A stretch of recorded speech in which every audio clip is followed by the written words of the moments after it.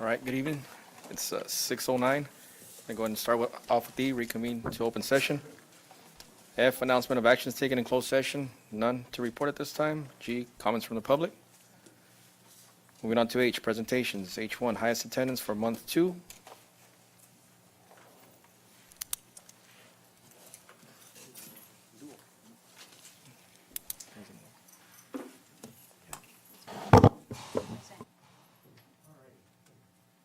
Well, good evening, trustees. Good evening, community. Well, we're moving now on to the highest attendance for the month. And so attendance is something that we take very seriously and something that we do want to recognize and that we want to honor. So I do want to recognize, first of all, that our highest attendance for month 1 was Blanche Charles Elementary School. So if we can have Blanche Charles come up. And as Ms. Siri Hurtado comes up, principal of Blanche Charles Elementary School, this is where we kind of pass on the trophy, right? And so gives us a great pleasure and an honor to recognize our highest attendance school for month 2 is Dual Elementary School with 97.58%. And Ms. Hurtado will pass on the trophy to Ms. Hansen. And they also get a certificate that they will be able to put proudly at their school site, and they also will get a banner. And this banner, if you've gone to different school sites, you see these, and so this is to recognize that they're doing an excellent job when it comes to highest attendance. So I know we have quite a few of our dual staff here as well, so congratulations to our students. And congratulations, Ms. Hansen. And obviously, our next month will be month 3. So we have a lot of our schools that are gearing up and working hard to have the highest attendance and basically take the trophy from Ms. Hansen and from the dual staff. So again, congratulations, dual school, for a great attendance rate. Thank you very much. Let's give them another big round of applause.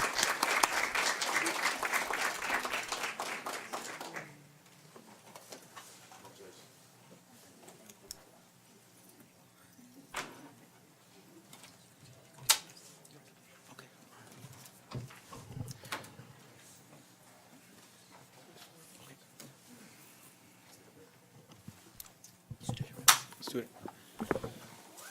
Moving on to H2, student representatives from Aurora, Pablo Torres Borboa.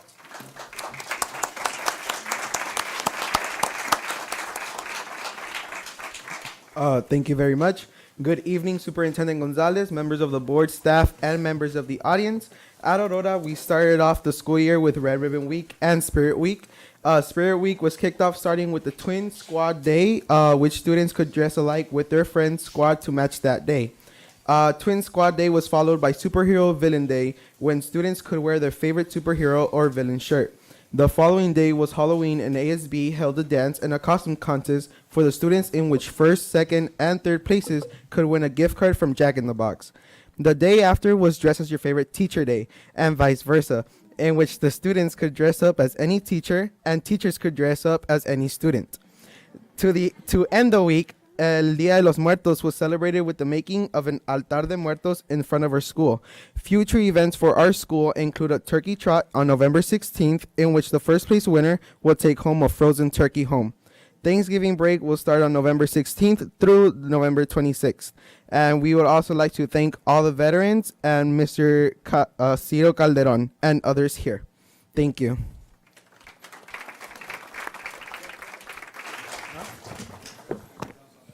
Moving on to Calexico High School, Ariana Madrigal. Not here.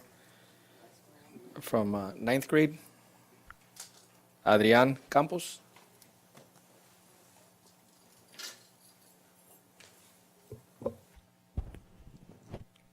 Good afternoon. My name is Adrian Campos, and we were here not too long ago, so it's kind of short. So recently on October 31st, we had our costume contest where We had first, second, and third place winners. Then the day after, on November 1st, we had our first fall sports pep rally. And then since Monday this week, we've been rewarding chips to the students who have used their restroom passes 3 or less times. And then recently, to boost up our attendance, we are going to start giving out attendance incentives. And you buy these gifts by getting Bulldog books, and every 2 weeks of perfect attendance with no tardies, you get 5 Bulldog books. Our largest prize is either a Bulldog backpack or a Bulldog sports duffel bag for 30 Bulldog books. Thank you. That's all I have for tonight. Good. From Enrique Camarena in Flores.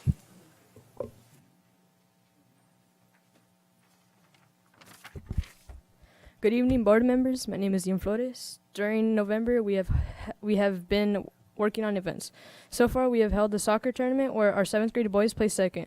On November 13th, ASB and PE will hold the turkey run. The school will have a canned food drive to support the neighborhood house. Today, we held our ASB elections. The past 2 weeks, we had our parent conferences led by students. Thank you. Thank you. From William Moreno, Mia Burgos.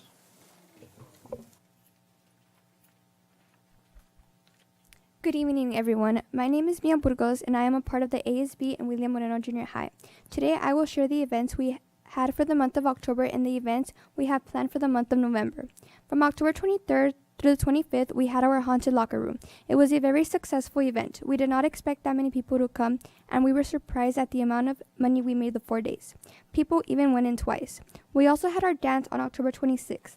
It was one of our most successful dances that we have organized, and the Aztec cheerleaders helped us sell. We held our first ever Cupcake Wars on Wednesday, October 31st. We did not expect as many people to participate, but we had over 15 people competing in pairs and individually. They even asked us if we were going to hold another event like this one, and we are thinking about doing a Christmas-themed Cupcake Wars next month. These are the events we have planned for the month of November. From November 1st to the 15th, we are having a canned food drive. Students will have to drop off their canned goods with Ms. Zian in A4. If students are willing to donate, they will get a free dress pass, and the class who donates the most will get house points. On Friday, November 16th, we will have our annual turkey run. Students will have to run a mile in order to win a turkey. Winners will consist of the fastest 7th and 8th grade boy and girl. Those are the events we had for the month of October and the ones we have planned for the month of November. Thank you.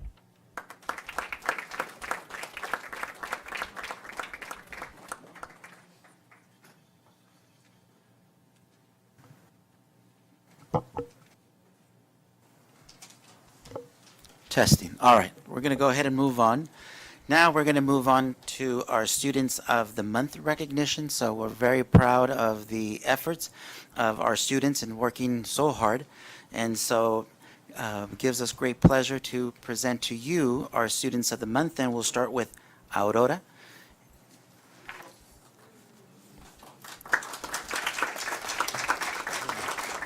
Thank you very much. First off, I would like to announce Destiny Ruiz. She got Student of the Month. And Everybody if give her we a can hand. have Destiny Ruiz along with her parents, please come up. And if mom and dad or parents can please come up as well. Destiny Ruiz is a senior you. at Aurora High School of 17 years of age. Destiny enjoys the extracurricular program Assets after school hours and also reading. She plans to attend IVC in the near future and study criminal psychology. Destiny would like to thank her family, friends, and teachers for always supporting her to obtain such achievement.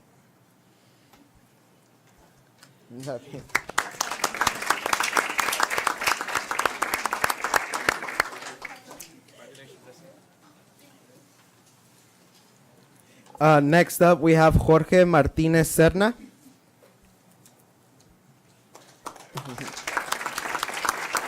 And if we can have your family please come up as well. Thank you. Jorge Martinez Serna is a senior at Aurora High School. Jorge enjoys playing baseball and running off-road cars in his free time. Jorge plans to study general mechanic and obtain a master's degree in diesel. One of his dreams in life is to run a race in the Baja 1000. He would like to thank Mrs. Moncada for always supporting and helping him through his struggles.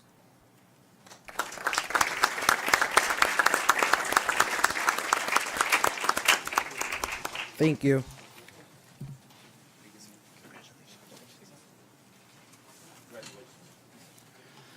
And we're going to go ahead and move on to Enrique Camarena Junior High School. Mr. Flores.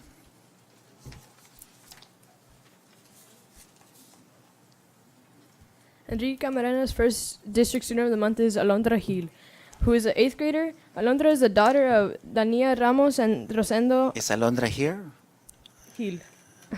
And can we have Alondra with her parents please come up? Thank you. Alondra's hobbies are reading,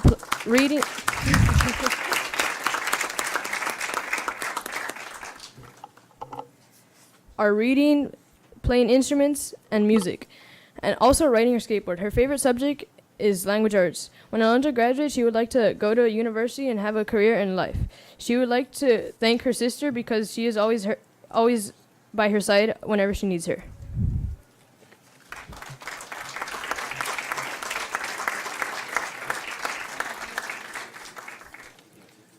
This way over here.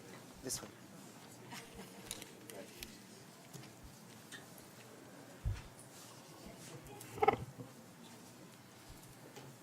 And the Enrique Camarena's second district student of the month is Alejandro Echeverria.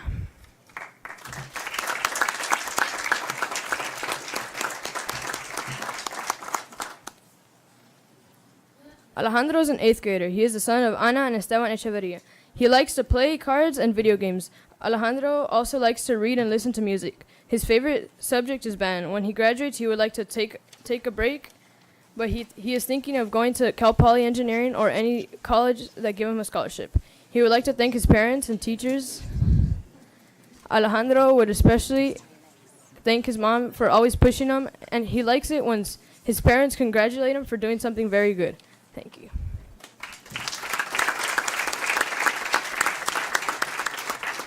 And we're going to go ahead and move on to Willie Moreno Junior High School. Ms. Burgos.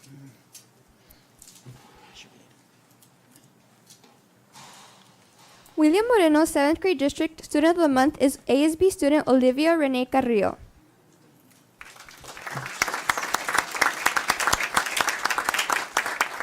Olivia is the daughter of Rosalie and Alvaro Carrillo, and she has one sibling, her older brother and CHS student Joaquin.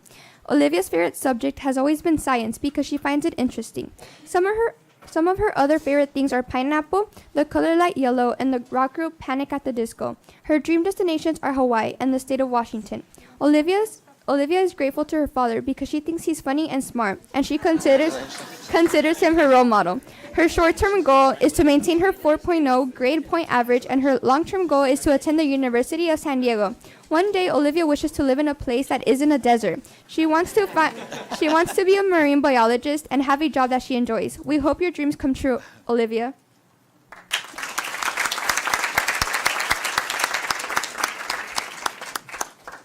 William Moreno's district student of the month is 8th grade honors student Luis Marentes. Luis Marentes, are you here? Okay, go ahead. Luis is the son of Esmeralda Ruiz and Omar Villaseñor. He has 3 siblings, older brother Carlos and Jose Roberto, and younger sister Emerald. Luis's favorite class is language arts because he enjoys writing. He also loves Hungry Howie's pepperoni pizza, any shade of purple, hip-hop and rap music, and Teslas for their cool butterfly doors. Luis is inspired by NFL punter Market King. In fact, he aspires to one day be in the NFL himself and play for none other than the Raiders. In the meantime, he wishes to graduate high school and attend IVC, using it as a stepping stone to his future career. That's smart, Luis. We wish you the best of luck on your journey. Thank you. All right, we're going to go ahead and move on with CHS 9, Adrian Campos.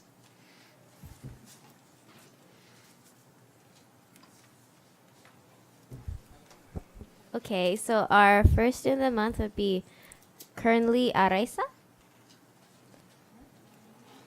Not here? Okay. So Kernly Araiza is 14 years old. She has a 4.0 GPA and plays softball. Her career goal is to be a marine biologist and or study medicine. She is also considering being a pediatrician. She plans to attend UCLA or UCSD, and she is proud of her academic achievements and is committed to maintaining a good GPA and making the honor roll.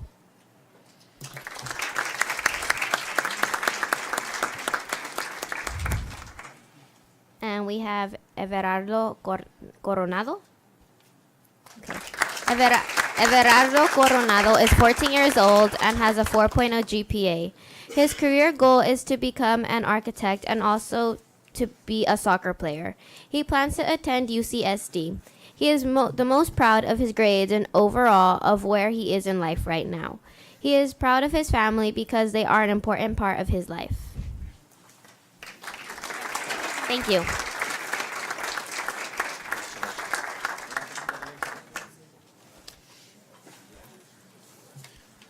And we're going to move on to Calexico High School. Ms. Ariana Madrigal.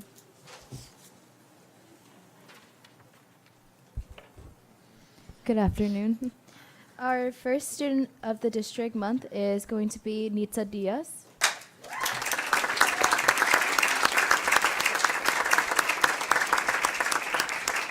She is the daughter of Berta Diaz and Octavio Diaz. Social science is her favorite subject. She is a member of the CHS band. She plays the bells in the band. She is also part of the varsity Bulldog cheerleading squad. She is part of CSF Math Club and plans on joining the varsity swim team. She also volunteers as the treasurer for the ECRMC Junior Board Foundation, and Nitza plans to attend a 4-year university to become a registered nurse and continue studies to become a nurse practitioner.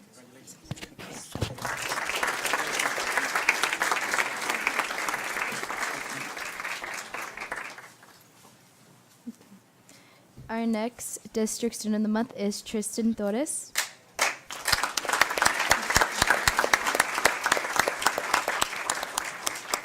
He is the son of Violeta Torres. His favorite subject is math. He is a member of Math Club, Circle of Friends, and the Robotics Club. Tristan plans to attend a 4-year university and hopes to be accepted to UCLA to study chemical engineering. Yeah.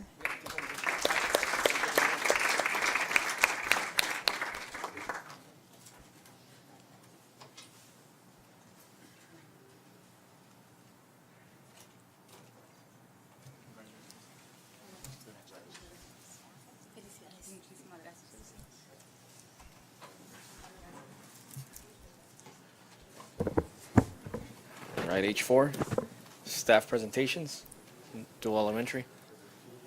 If we can have Ms. Henson please come up.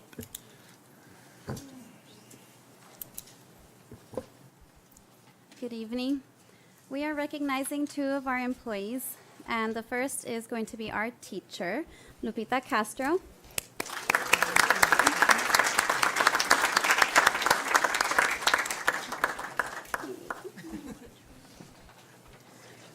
Lupita Castro is one who's always willing to go beyond for what's best for students and for the school.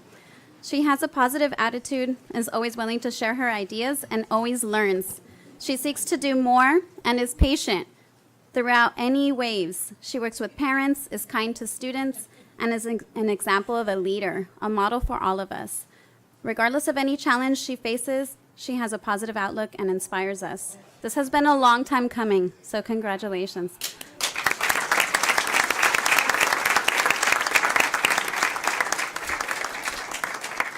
She also always makes the posters, so this time, I mean, it was really hard. We had to make a poster for her.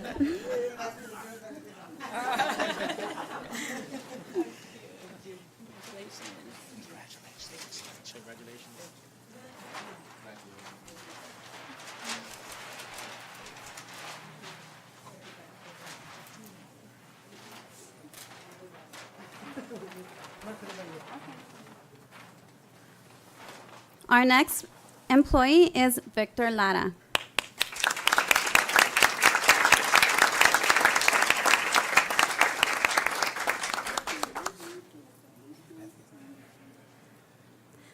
As you can tell, Victor Lada is one who's very humble. He doesn't notice the impact that he makes. When he knew he was going to be recognized, he told me, just with all the compliments you all give me, that's enough. He has more than you will ever see in an employee with the exemplary work ethic that he has. It is noticed, and staff will specifically mention him throughout the day. Oh, Mr. Lada, oh, he did this. We need to recognize him. We need to do something for him. So the dual elementary is not just visibly great, but it's also great because you're a part of it. So thank you so much for being part of what makes duals special.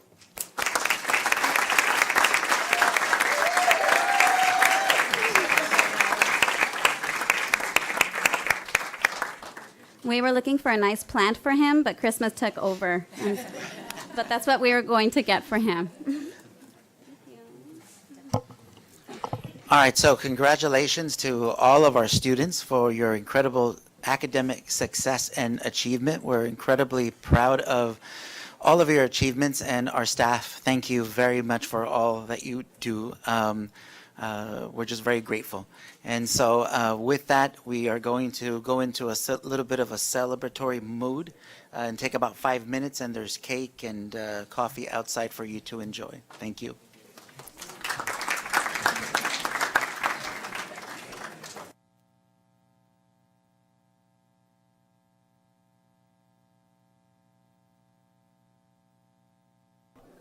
And then I'll let Angela introduce herself. Hello, good evening. My name is Angela Rosas, and I'm the career specialist here at Calexico. Do I get started? Sure. Okay, so there we are up there. And there's a blank space because we hope to that a new career specialist will be starting with us very soon. So she's just going through the background process, but okay, so I know that that's not very visible, but here's some of the highlights. On September 25th, we held the IVROP COLT, which stands for Chapter Officer Leadership Training, and we were fortunate to have 2 teams from Calexico attend and participate.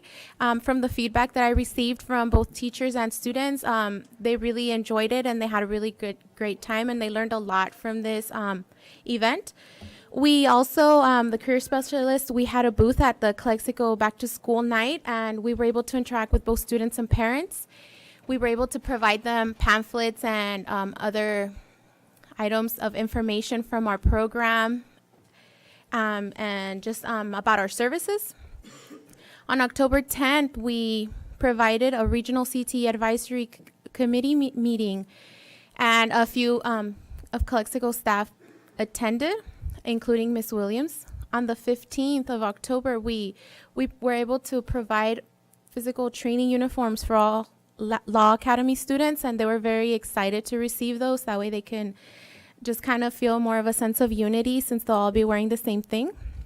On October 24th, we held the Growing Healthy CTE Programs CTEIG presentation. That was very informative, and some of the Calexico people attended as well. Presentations in classrooms with 5 teachers. I was able to talk with teachers who allowed me to step into their classroom and just introduce myself and our services to the students. And I really hope that me doing so kind of brings more students to me, and just so that I can further help them create resumes and job search. Career assessment. I was able to go into 9th grade agricultural classes and conduct my next move. This is a career assessment / interest assessment.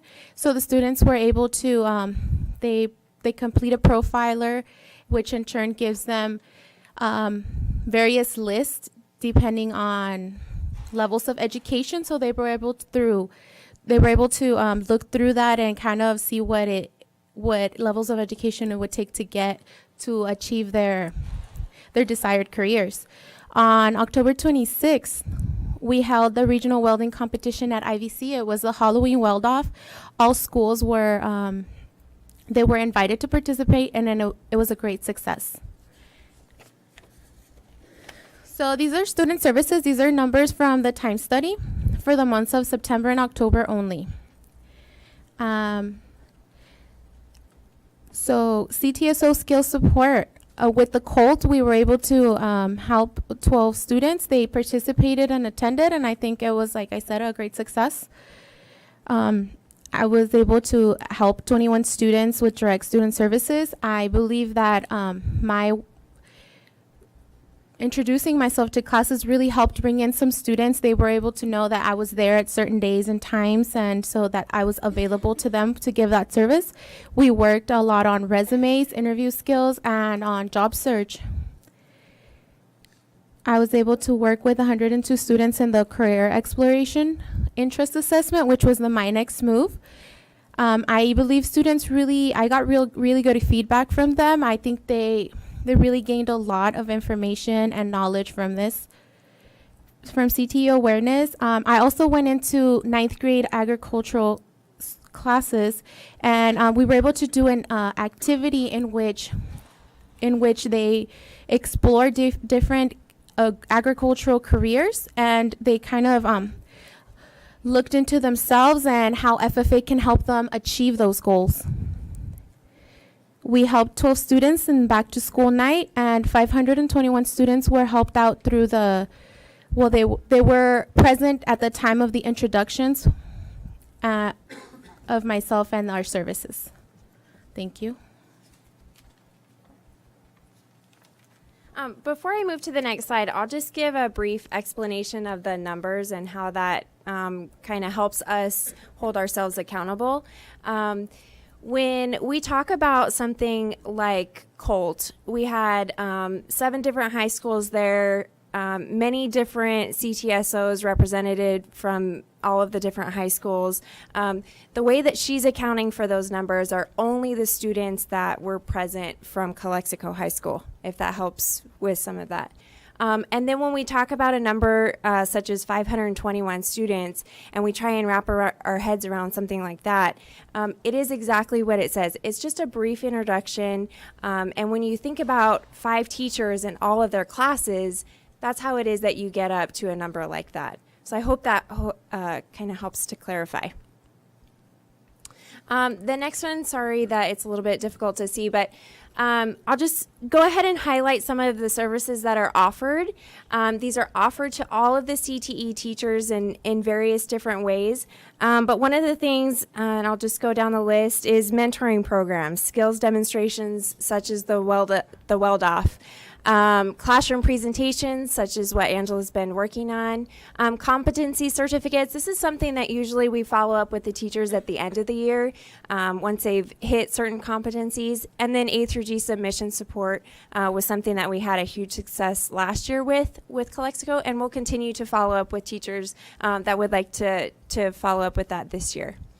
What we do is after the services are offered, we then follow up with the teachers. That takes constant communication between us and the teachers, and that helps, it kind of flows down the pipeline. That could either come from me, from Juan, from Angela, and then as always, we always try and follow up with the teacher in person, so we try and visit them in the classroom as well. What are some of the values that come out of the services that are offered specifically to students?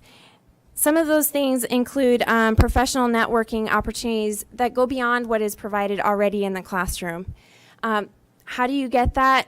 By those mentoring programs, such as the health mentoring program with SDSU. That's not something that necessarily happens within the classroom already, and we try and provide an extra value-added service with that.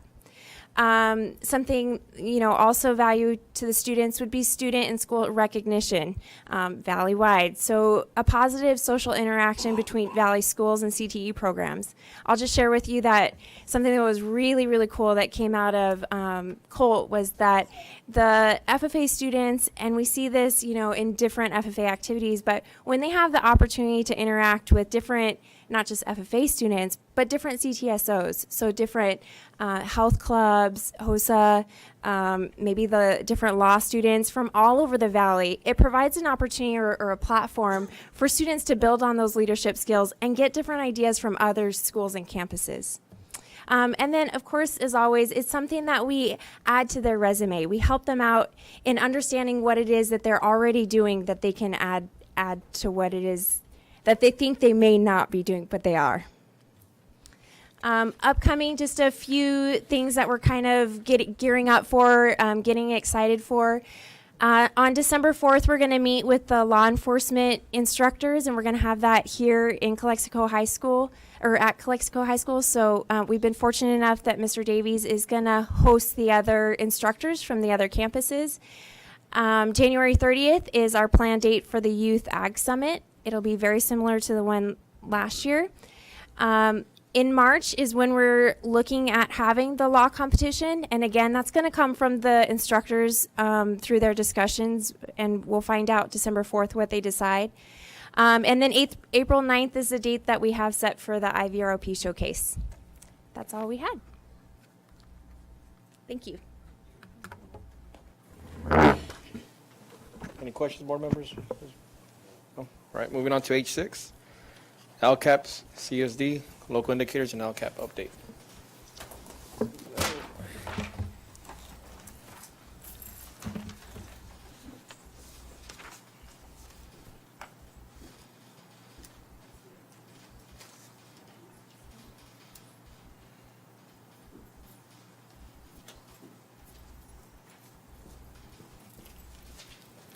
Okay, good evening.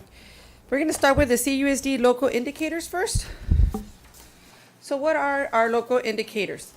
For the local control funding formula, priorities where data is not collected at the state level, and LEA will measure and report its progress through the dashboard based on locally collected data. So in the dashboard, we have two different kinds of data.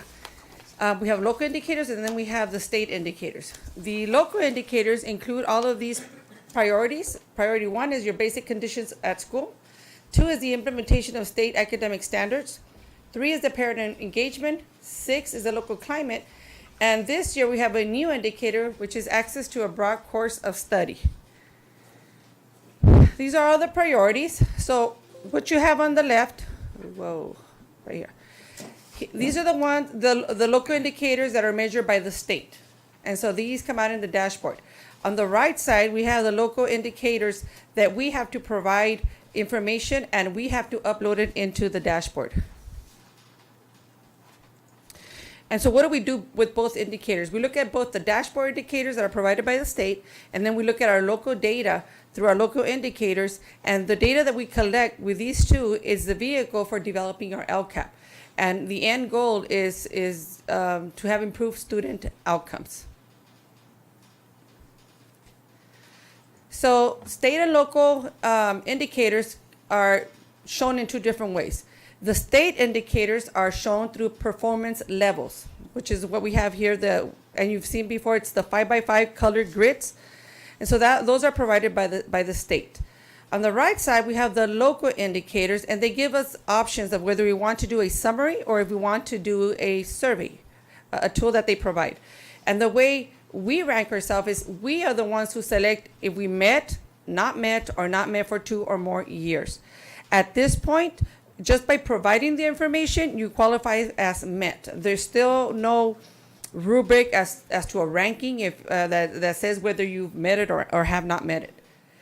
These are the performance levels, and normally we have red being the lowest performance and moving up to the blue. And then this is what it looks like on the dashboard. So we have chronic absenteeism, the suspension rate, the English learner progress, the graduation rates, our college and career indicator, our English language arts, and our mathematics. So this is what the state provides. But what we are required to do is we have to do the local indicators, and we have to measure progress annually. And then we have to report this to our board in a public meeting, which is what is taking place right now. And then after I report it to you, then before November 16 of 2018, I have to upload it into the dashboard. So I will be uploading this information tomorrow. So these are the performance levels that we have for the local indicators. So we're either going to check up that we met it, we did not meet it, or we haven't met it for 2 or more years. So again, this is the performance levels. And in the middle, you're going to see it says use self-reflection tools included in the evaluation rubric. So that's provided to us. And then we have to report the information into the dashboard. So this is what the dashboard looks in the complete page, on the top, you see the state indicators, and then here on the bottom is where we have the local indicators that I'm going to be sharing information with you today. And on the right, you see that last year we met all indicators. The only one you don't see here is priority 7, and that one will be coming up in our fall results. So then the local indicators have standards. So our first standard is just the basic conditions. And we use a lot of our Williams information on this one. So this is where we look at if our teachers are appropriately assigned. We looked at access to the curriculum and the alignment of the instructional materials. And then we look at if we have safe, clean, and functional facilities. This is what it looks like when I have to upload the information. This is not the view that the public has. This is what I go into and upload on the dashboard for the person updating the information. So these are the 3 indicators that we have for the first standard, which is priority number 1, basics. So the first one asks the number or percentage of misassignments of teachers of ELs, total teacher misassignments, and vacant teacher positions. So this year, we had 1 vacant position at Calexico High School. We did not have any misassignments for English learners or misassignments for total teachers. The second one was how many of our students do not have access to instructional materials. So we have a 0 because we were able to get materials for all of our students. And then the third one is our fit tools. When we do the visits with our Williams team to see what are some of the deficiencies, we had 147 deficiencies district-wide, and we had 0 X's. The X's are the extreme deficiencies, so we didn't have any extreme deficiency. So here's the list of the sites. In terms of vacancy, the vacancy that we had was at Calexico High School. We had 1 vacancy, and that was for a CHS SPED class. For our fit tools, I left last year's scores here so you would see the percentage that we had last year for all the sites, and these are the results for this year. For the majority of the sites, there was improvement. Okay, there was growth.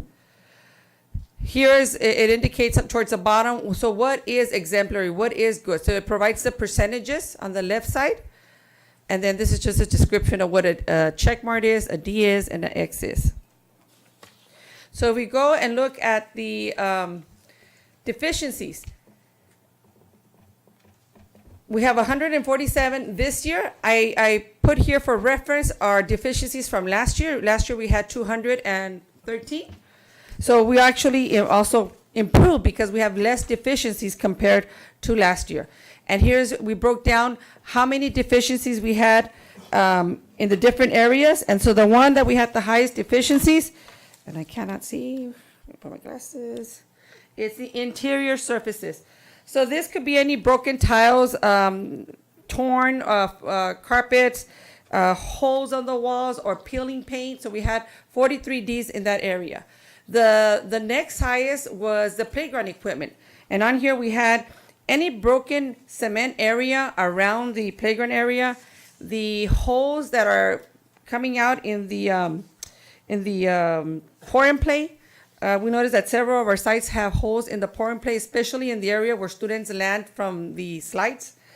We also have here fall zones. So we use a lot of sand for fall zones, and now they're recommending that instead of using sand or even the pour and play, because pour and play is not friendly to this climate in the summer, they recommend we use Jeremy, was it wood chips, right? Wood chips? Engineer wood chips, okay? And then the third one was our highest, was number 22, and that was roofs. The majority of those Ds had to do with either broken tiles, these on the top, or they were stained. They had little stains around. So that's our final numbers for the deficiencies in terms of the fit tool. Standard 2. This is the implementation of the state academic standards. Now for this one, we have a choice whether we want to do a narrative or we want to use a reflection tool. So we opted to use a reflection tool. And when we take this survey, because kind of like a survey, we score ourselves whether we are exploring and researching. If we're beginning, we're doing the initial implementation, we have full implementation, or we have implementation and sustainability. And this is what it looks like when we go into the dashboard. This is what I have to fill up. What I did is we did a Google form, and I submitted it to every one of our principals, and they had to work with their academic support teachers and their department chairs or grade level teachers so that they would self-evaluate themselves. So the first one talks about progress in providing professional learning for teaching to the recently adopted academic standards and or curriculum frameworks. So if you see on the left side, I kept in red were the scores from last year, and on the right side was the average of all the results district-wide. So we took an average because we got them from elementary all the way through high school. And if you notice, the two, we had improvements here. The two that are still considered low are the NGSS standards and the history social science.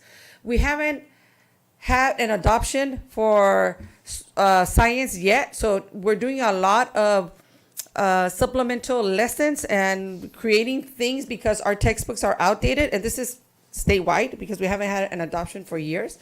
And then for history, it's the same. For history, the adoption came out towards the end of the year last year.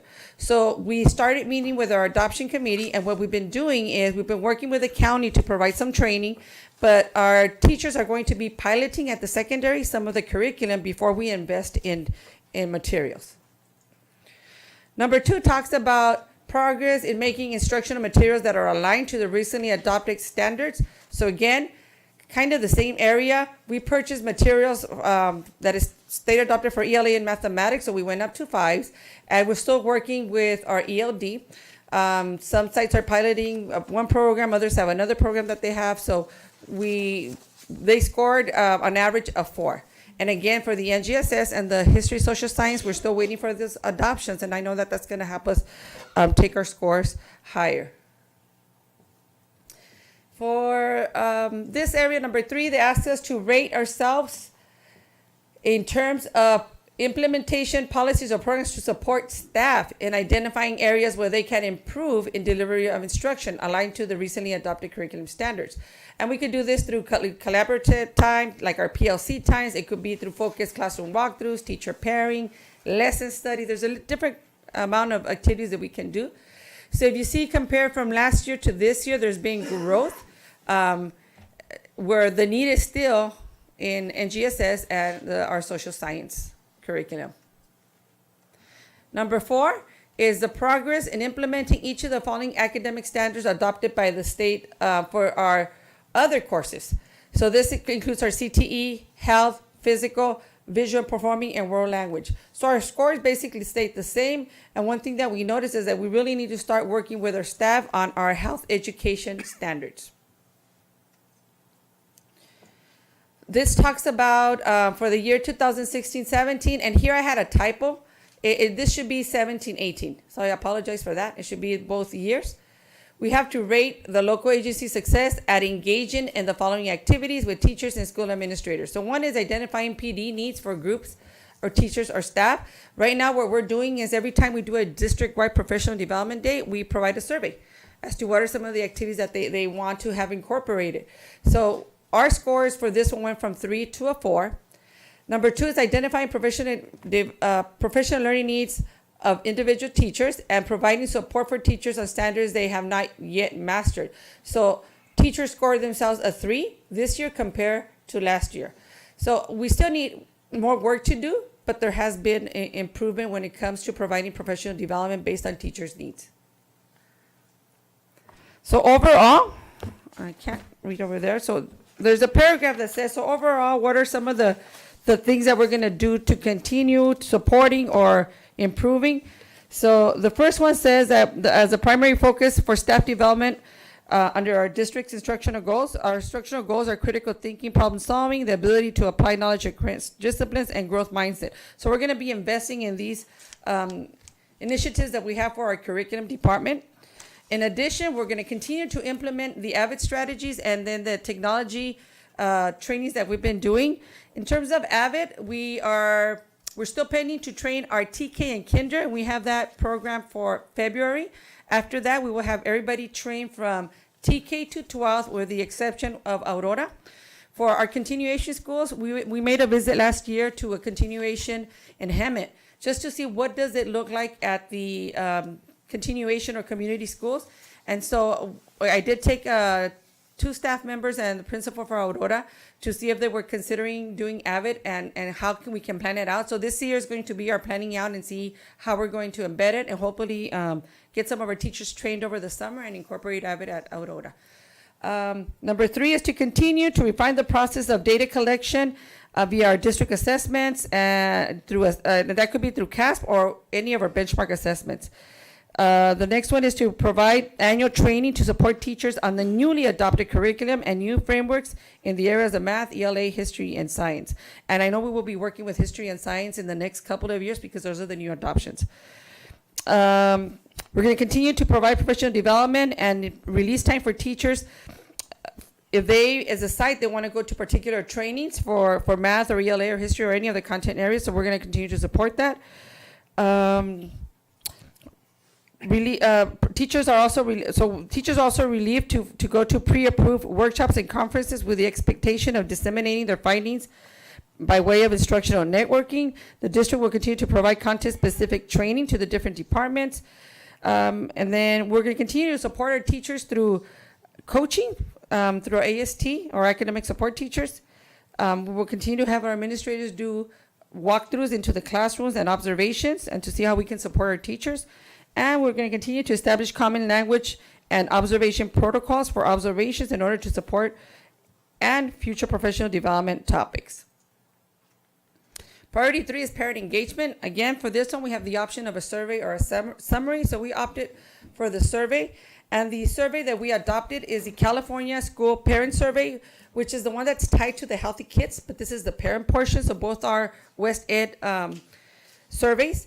So this one is administered every 2 years. And that's what the LCAP indicator says, that we are okay to do it every 2 years because this is one of the approved surveys that they have for the dashboard. So on this one, we had shared this information last year, but we gave this survey in February of 2017. We had 662 responses. We will be doing this survey again on February of 2019. And we already have Ms. Megan Blake, who's already organizing this, and will be meeting with our site administrators so that we can have a bigger sample. It is a very long survey, so we're going to try and push it through our parent assemblies, through our parent meetings, through my LCAP meetings, so that we have more people. And sometimes they do need assistance with translating, or even if it's already in Spanish, they still want us to kind of translate the concept. So we'll be supporting our parents with that. So we had the California survey, but then we also do our annual CUSD parent survey. We do similar questions, not exactly the same, but last school year towards the end in March during our open house, we had 1,267 responses. The majority were from the elementary sites. And so this is what the data shows us. For the California School Parent Survey, they only measure strongly agreed. They don't include the agree. So if you see here, it talks about school allowing input and welcoming parent contributions, engaging them as active partners, seeking input from them, and parents feeling welcome to participate. What we notice with the data is that at the elementary, it tends to be higher. By the time that we get to the high school, we see less of a participation or a perception of the parents that they're not invited to participate. In terms of academic orientation and participation, promoting academic success for students, safe place for my child, motivating students to learn, adults caring about students, and providing opportunities for meaningful student participation. If you notice again, we start in the 50th percent for the elementaries, and as we start moving down to the middle schools and to the high schools, some of the scores start going down. Our lower scores are at the high school level. We looked at other information that was embedded in this survey, but we looked at the combination of strongly agree and agree, and 92% of our students back in 2017 agreed that the school allows input and welcomes parents' contributions. 90% were agreed or strongly agreed that the school encourages to be active partners. So the percentages seem higher once you add the agree. They look low when we only account for the strongly agree. This is our CUSD parent survey, and again, we looked at the strongly agree and agree, and involvement in their child's education is valued. We had 92% response. They're invited to meetings about how they can learn, 92.5%. So the percentage are very similar to the West Ed survey when we combine the strongly agreed and agreed. I think the one that was probably the lowest was the 80% right here. Parents strongly agree or agreed that they are invited to help plan family involvement activities. So that's where we had the lowest percentage. In our parent survey, we actually asked, when would you prefer your parent trainings? We tend to do them in the evening, but we did have a high percentage, 24% saying that they would prefer it in the morning. So one of the things that we're doing this year is we are offering trainings in the morning and we're offering trainings in the afternoon. And so we're going to try and see if we can do some of those for our LCAP, where we have something in the morning and then something in the afternoon for those who can't join us in the evening.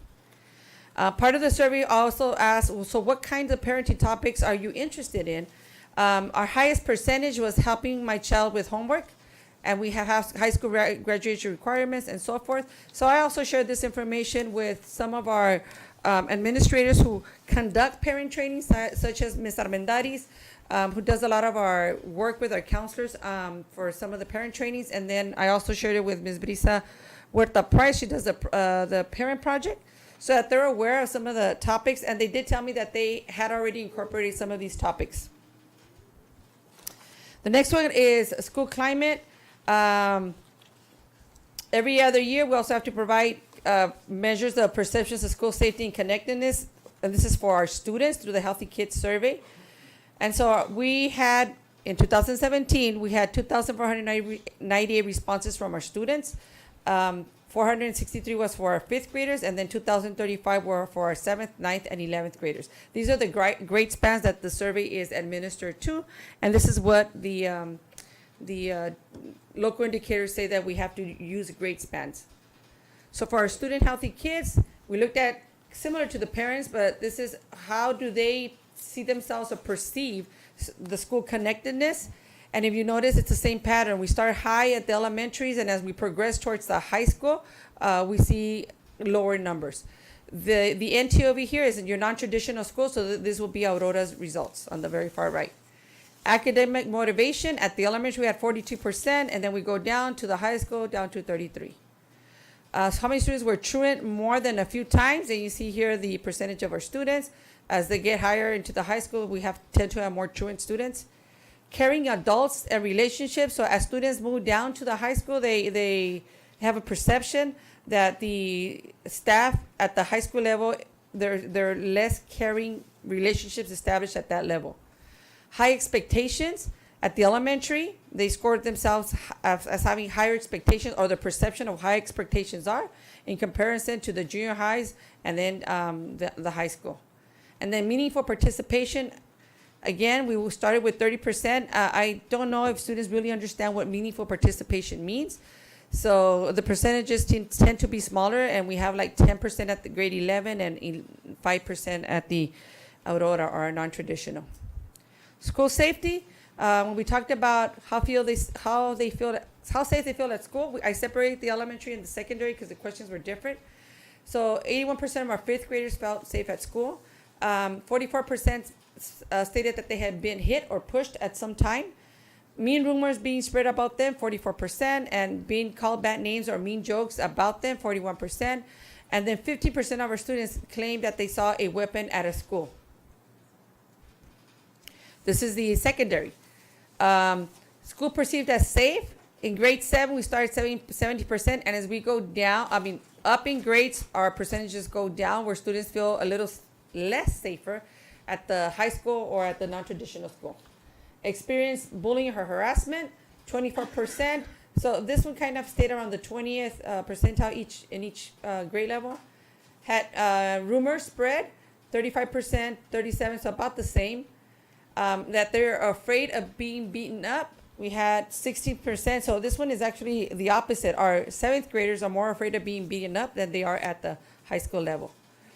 Seen a weapon on campus, This percentage is actually smaller than, with the exception of the Aurora, compared to the elementary.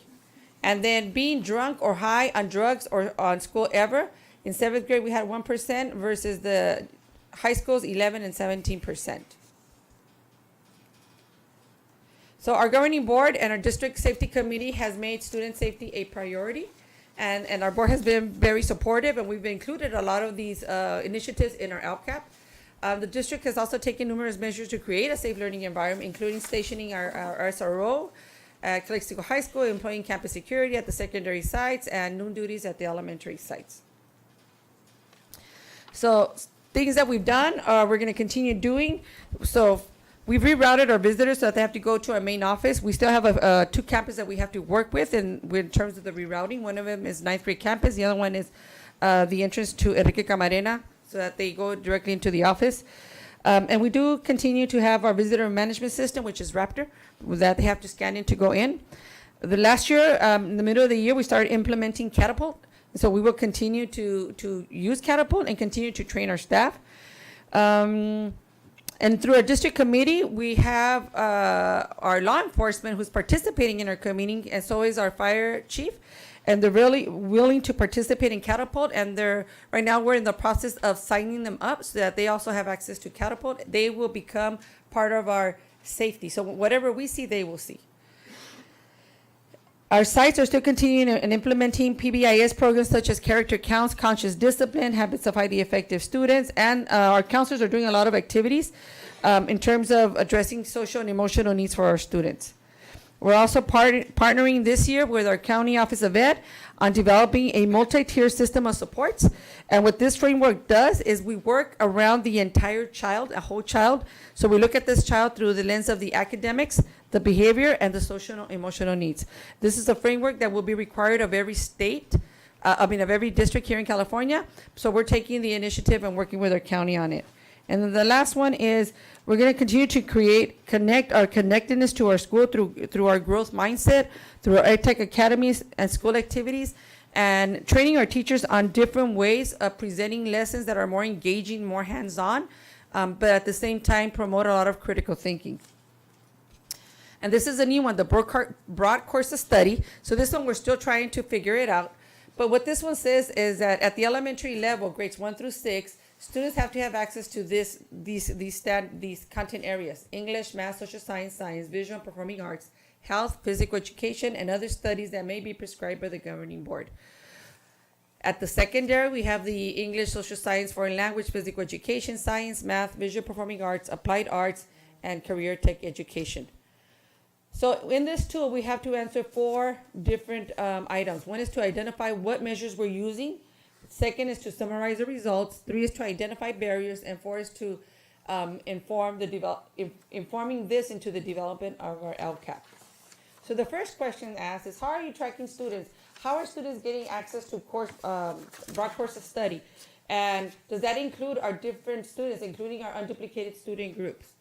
So for this one, I presented this information to our high schools, to our elementaries, and to our junior highs. And these are some of the responses that they provided. So at the high school level, they use Synergy and Naviance to track student access to broad courses of study. Through Naviance, they do the 4-year plans for every student, and including all of our subgroups. And this is as a way of monitoring access to a broad course of study. Our students with exceptional needs are also provided with additional support through their case managers, reviewing course offerings. A lot of our students in our a lot of our SPED population students have access to also our CTE courses. And then in the past 3 years, CHS has added more CTE and more AP and elective sections based on some of our student interests. Just this year, we added the AP chemistry and the AP art. CHS has also increased sessions over the past 3 years. We've increased more sections of AP history, AP psychology. And then we're also opening more AVID sections, and we added computer science and journalism as elective. CHS has improved the existing CTE courses and has added the junior Navy cadets to both the 9th and the 12th grade over the last 3 years. And we also reopened our auto shop. And Aurora added their science course this school year.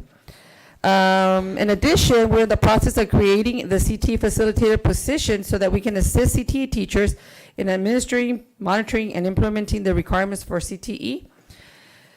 At the junior high level, Synergy is used to track students' access to broad course of study. As part of the process, the teachers are also given a choice of what are some of the courses that they are able to offer or are interested in offering. So for example, we have math classes and support classes. So one of the things that both junior highs are doing is they're converting some of the support classes to STEM. Teachers with math credentials can teach STEM. Teachers with science credentials cannot teach STEM. So we ask the teachers, are you interested in doing other activities? Are you interested in doing journalism, STEM? And so based on teachers' credentials, and if they're interested, then we start opening some of those sections, and then we start looking if there's interest on behalf of the students. The administration team and the counselors review the course offerings and enrollment, and decisions are made based on student needs and then course offerings, and making sure that we have enough enrollment in each course. Aside from the current content courses, our junior high also offer Avid and Excel elective courses, honors, STEM, STEAM, MESA, Advanced 7th Math, Algebra 1, ASB, Band, and Computer. So they do offer a broad course of study. The one thing that we did notice is, for example, that Enrique Camarena, they offer Spanish, for example, and journalism electives that are not being offered at Willie Moreno. For students with exceptional needs, the case managers review and based on assessments, they also provide the best schedule for these students, and they also ensure that they have course offerings such as being part of AVID, STEM, ASB, BAN, and so forth. At the elementary level, they use Synergy to track students, and then the master schedule is based on class rosters. And then what the teachers do is they also look at filters and what are some of the students' needs. But all of our students take ELA, math, science, the social science, PE, ELD, and RTI. There's really not a lot of room for electives, so what we're trying to do is through RTI is where we're embedding some of these enrichment activities, such as doing robotics during those times. And we're also adding AVID methodologies district-wide to all elementaries. And there's other programs that you can see here that we offer in terms of supplemental programs. The third one asked us to summarize to the extent to which students have access, and we can describe progress over time. And so for that one, it just kind of restates the same thing we said earlier. What are some of those courses that the students are enrolling in? And then do all of our students have access to these courses? One of the things that the high school was mentioning is that in the past we used to require, for example, filters or teacher recommendations to be able to enter into an AP class. Well, that has taken off. So anybody can apply to an AP class. There are no prerequisites. And so we're also continuing to do some work with our science departments in terms of offering, for example, biology to all of our students and not having to have a prerequisite for math, because it's really not needed at biology level. So those are conversations that we're still holding and that we're going to continue to work with all of our schools. One of the things that we also need to work on is on our visual performing arts at the elementary level, and our health. How are we going to address the health standards and through what content area? What are some of our barriers? So these are some of the barriers that was shared by our teams. One of them is time. So for example, we feel that the elementary, they're very constrained with time because there's so many contents that we have to teach. Clear communication with students. We need to allow our students to know that we do have these AP courses, that you don't need requirements, that we can enter a CTE pathway, that a CTE pathway requires 2 years and so forth. Just informing our students. They talked about making sure that we have access to Google accounts for our students at the classroom level so that they have access to Naviance at all times. And of course, we need more one-to-one devices. Aligning our teacher credentials with the master schedule needs.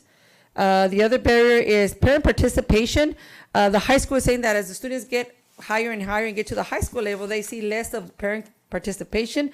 And they hold a lot of meetings, but they don't get a lot of turnout, just so that parents know what are the different courses that are being offered at the high school. Another barrier is limited number of elective offerings due to the number of students in need of support classes. The existing instructional schedule is already impacted. And then coordination of their RTI schedules and instructional demands, and then the need for addressing or training standards for the health, the PE, and the VAPA. And then the last one is in response to the results, the tool, what are some of the revisions, decisions, or changes that we're going to make? So we're going to continue to work with Navians so that we know that our students are developing their 4-year plans. This year, we're doing Navians at the 7th and 8th grade so that we start earlier with them. We're going to continue having our CTE and elective fairs and promoting CTE at the junior highs and at the elementary level so that students are aware. And you might have seen that we've already had field trips for elementaries going into the secondary. We're going to work on developing a survey. Not all our schools give surveys as to what are some of their student interests. So we're going to work on that so that we offer it to all of our sites. And we have to think a little bit how we're going to do it for our elementary. Continue communicating with our parents. AP courses, opening it to all, no more teacher requirements. Having more articulation to ensure that the same offerings are offered, for example, at both of our junior highs. Supporting the mathematics courses and the different electives, such as converting our support classes to STEM. And then continue to research on what supplemental programs are more effective, and then support our staff with the curriculum and training on health, PE, and VAPA. And how this helps us inform the LCAP, it actually predicts and tells us what are some of the needs that we need to focus on. We create optimal conditions for learning. We equip students to fully participate. We provide language acquisition for our English learners. We implement ongoing monitoring and support reclassified English learners, and we're going to increase the enrollment in our CTE pathways, since those are part of our one of our state dashboard indicators. And that is it. Any questions? 2 quick questions. Yes. One, so you're going to be uploading this to the dashboard tomorrow? Yes, I have until next Friday, but I'm going to try and do it tomorrow. You're doing the indicators. You give us, there's a lot happening here in the district. I think that's great. It's a very fast presentation. I know, it's long, it's a lot of pages. But there's a lot of content here that it's important for us to know.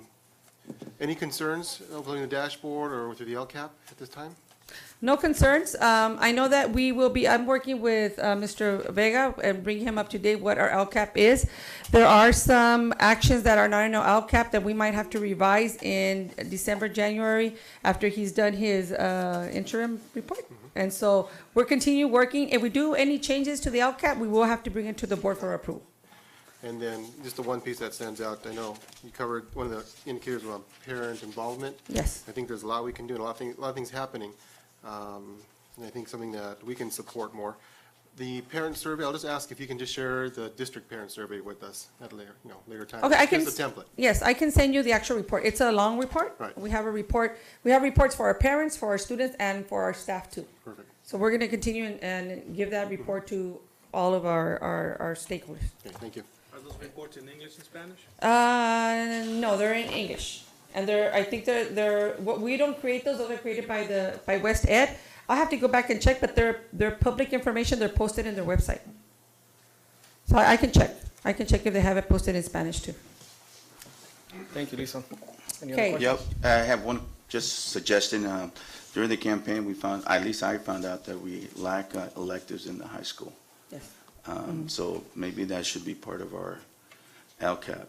I mean, we're sending our kids to PE instead of giving them an elective, and I think it's critical that we start giving them electives. Yeah, we'll be working with the high school to see what we can offer. I know one of the things that we wanted to offer is more CTE courses, but in order for us to offer CTE, then we have to look at our FTEs, because if not, our classes will be Well, low. I mean, business classes, I mean, we can be creative and start giving them classes. Another issue was that some of our kids can't fill out an application, properly fill out an application, and that's very critical. And also report writing is another one that came up. So, All right. all right. So the next one is also mine. That's the LCAP update, and I do this 3 times a year for you. So that's the other page that is with you. So one of the things that we worked on was on changing our district focus and initiatives. So that is page 2. So if you look at your page 2, now we have our goals are now, we're going to provide students with critical thinking and problem-solving skills, tools to apply knowledge across disciplines, and opportunities to become more growth-minded.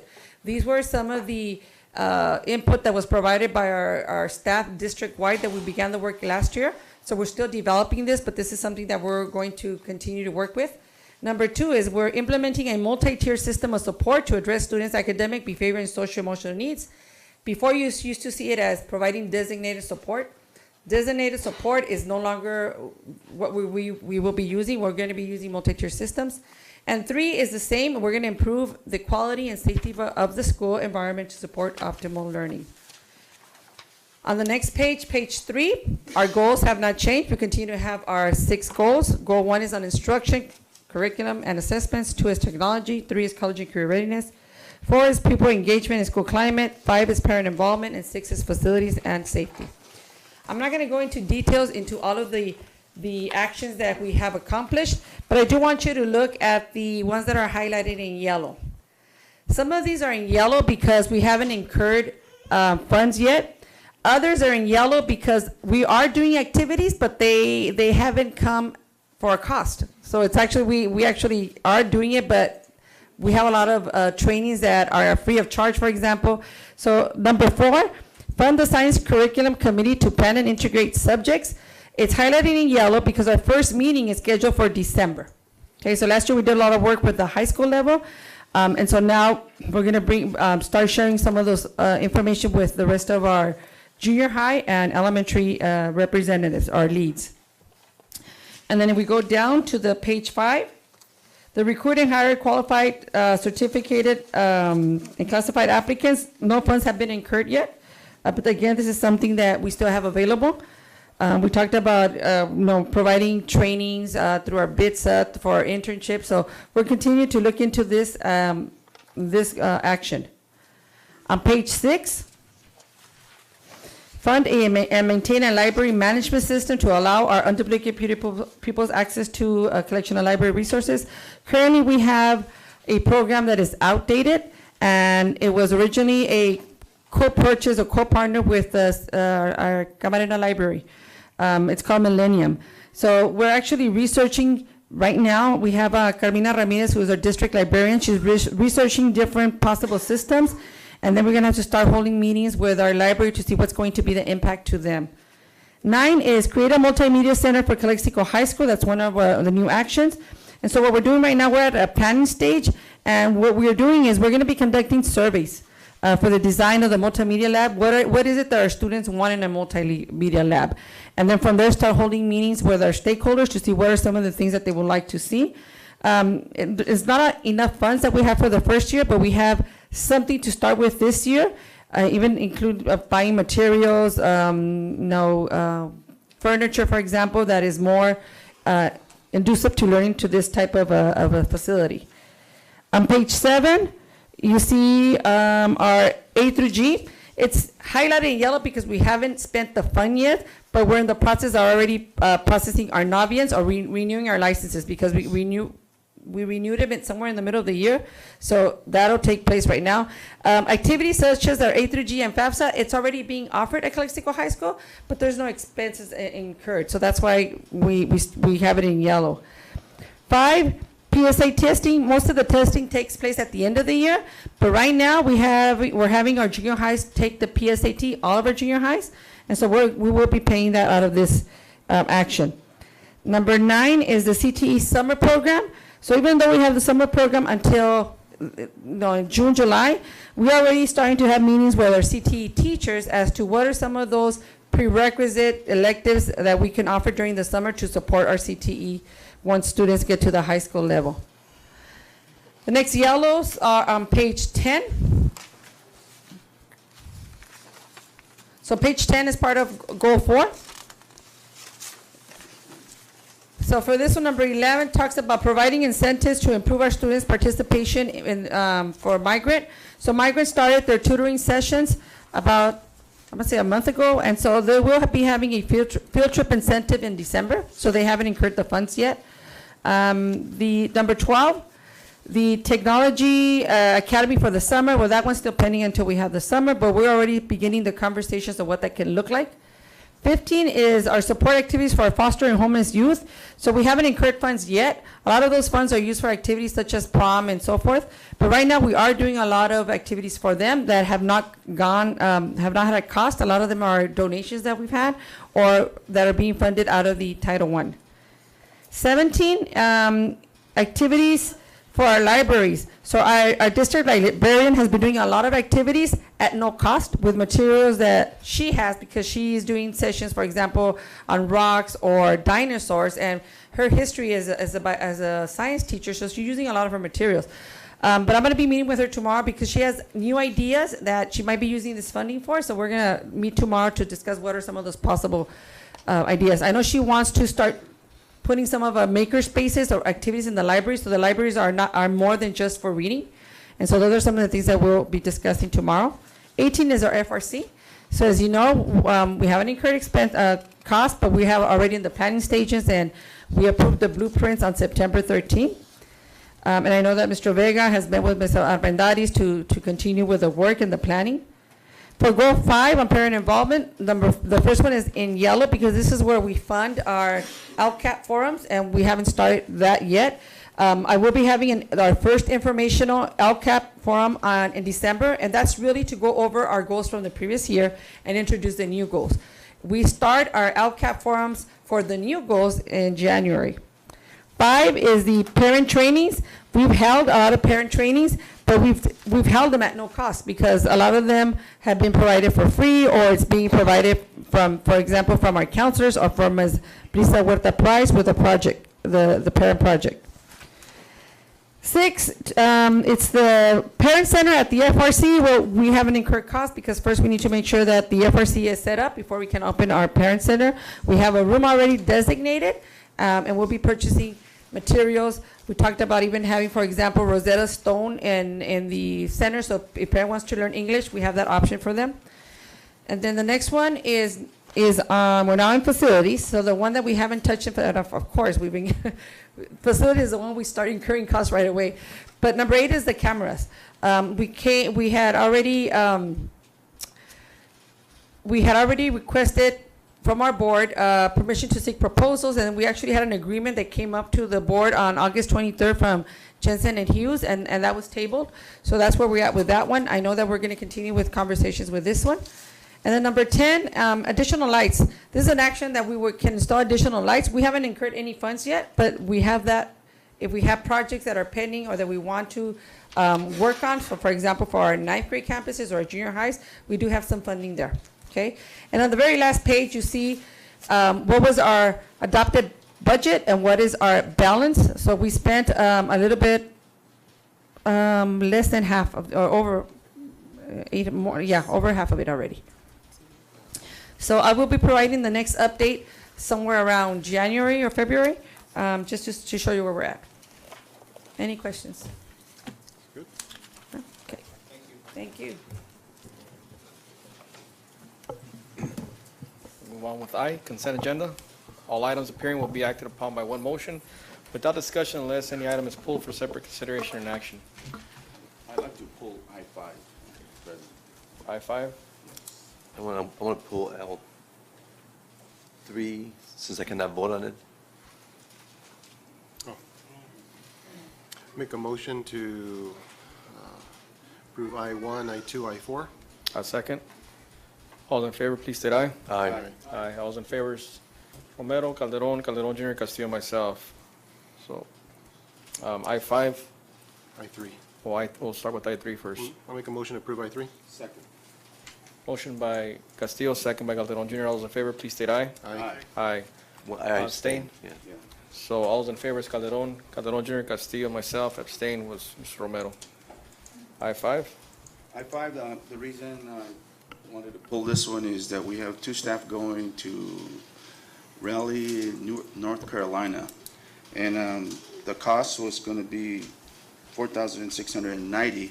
And when I asked about why they were going to get the most updated information on SmartDude, or SchoolDude, I'm sorry. SchoolDude. And I made some calls. I made a call to Mr.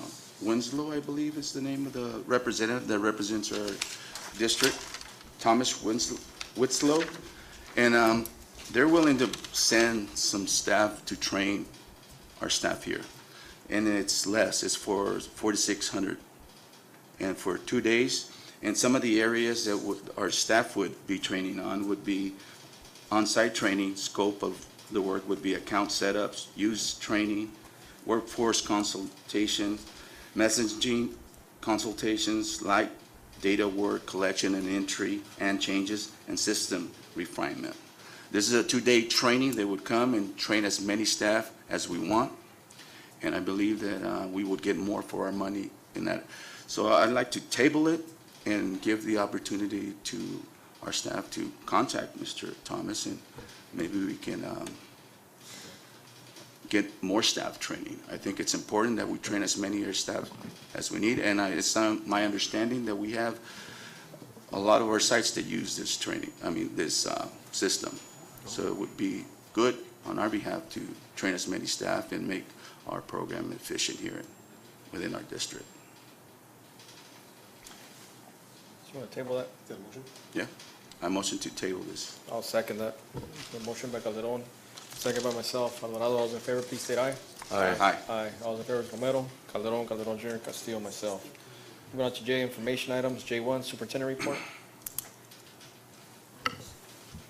Good evening, trustees. Good evening, community. So Monday, November 11th is Veterans Day. And so in observance of Veterans Day, we will have no school at our school sites or at the district office as well. I want to thank all of our men and women who bravely served in the U.S. military. And I would also like to acknowledge and thank our board president, Mr. Enrique Alvarado, and trustee Ciro Calderon for their service to our country. So thank you. We had the altar de Dia de los Muertos contest at Calexico High School, and that was held on Friday, November the 2nd. I do want to acknowledge Ms. Eva Lada, who is our clinical social worker, Dr. Villalobos, our homeless liaison at the FRC, along with Ms. Hortensia Armendariz for helping coordinate this event. Also, we had the Mexican Council involved in it. Our Spanish teachers, also Mrs. Espino and Ms. Arellano, did an incredible job in organizing, working with our students, creating the altars, and doing an excellent performance for our other students. I also want to thank Mario Beltran from the Mexican Consul. He gave a presentation on the history of Dia de los Muertos, and there was great singing by our very own staff, Mrs. Espino and Dr. Villalobos, who have an amazing voice. So I don't know if they have a card for any parties or anything like that, but they did an amazing job. They sing beautifully. And our students afterwards, they partook in eating traditional bread and beverages. So it was just an amazing ceremony to be a part of. Also, MTSS, when it comes to core training, on Friday, October 26th, and Monday, October 29th, we had 2 full days of training on the multi-tiered systems of support, commonly known as MTSS. The focus of MTSS is to look at our academic, our social, our emotional, and our behavioral systems that we have in place throughout the district, specifically at all of our school sites. We're working on identifying what are the interventions at Tier 1 level, Tier 2 level, Tier 3 level, in order to provide the most appropriate level of intervention and use of the resources that we have in the district with all of our students. Some acknowledgements in regards to our students that represent us. Our girls cross-country team has done incredibly well. They won the IVL championship on Saturday, November the 3rd here at Sunbeam Lake. And they will go on to compete in CIF on November the 17th at Morley Park in San Diego. Our girls tennis team also represented very well. They finished second in league and qualified for the CIF playoffs. They actually made it to the second round as well of CIF. Our volleyball team finished second in IVL league, but they lost in the first round of CIF. Our boys football team, they made it to CIF, and they unfortunately lost in the first round of the playoffs. I just want to congratulate all of our students, our coaches, for doing such an excellent job in representing our district. Holiday season is here. I know one of the students mentioned this, but just to reiterate it, all of our schools in the district will be closed. There will be no school from Monday, November the 19th through Friday, November the 23rd. We wish everyone a safe and a restful Thanksgiving break surrounded by family and friends. And then lastly, upcoming activity, our next board meeting is scheduled for Thursday, December the 13th. Thank you. Mr. Gonzalez, Yes. quick question, quick comment. Maybe, when our kids make it to CIF, I think they should be recognized just like the way we recognize everybody. Absolutely. They're coming up at the next board meeting. Oh, Yeah. maybe I missed that, sorry. No, that's fine. But, thank you. Thank you. Mr. Gonzalez. J2, Measure V update. No update at this point. J3, Association comments, ACT. CSEA. J4, ROP committee. Just briefly, quickly, we had a great presentation already, so I think piggyback on them, and thank you, Mr. Phil, Juan, for you and being here, and your staff as well. Just the only thing I'll add to that is the office has been providing ROP board training for all of their representatives. So I had a chance to participate in that, almost a 3-hour workshop, just reviewing all the services, procedures, and the projects they offer, so thank you for that. A lot of good work happening there, and I'm glad to see, the results happening and services offered here in our district. So thank you. That's it. Thank you. J5, board reports. Mr. Romero. I want to congratulate Dual School for their highest attendance award and all the students and employees that were recognized. And I would like to thank the veterans on our board and in our district that have served our country in a valiant manner. That's all. Thank you. Mr. Calderon. Thank you. And also, to piggyback on that, congratulations to all those students and to Dual School for doing a great job. I had a chance to go to the high school the other day, had a chance to visit specifically Mr. Jaime, and with the help of Ms. Williams, and showing me the great things that he's doing in that class for computers. And again, technology is here to stay. Technology is not going anywhere. So also, I just want to say that we need to treat everybody the same. Okay, and I've said it before, and I will say it again. No employee of ours is less than the other, from the top to the bottom. So yes, there are positions of and that we need to respect. However, I consider the same that brand new 2-hour employee than Mr. Gonzalez. So hopefully we can learn to respect that, and that respect is it needs to be given regardless of how we feel about others. And last but not least, hopefully we can get some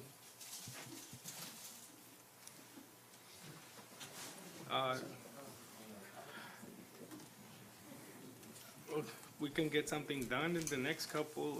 I have a couple of things, but I'll wait for my. Thank you. Mr. Calderon Jr. It's my turn. All right. Well, good evening, everyone.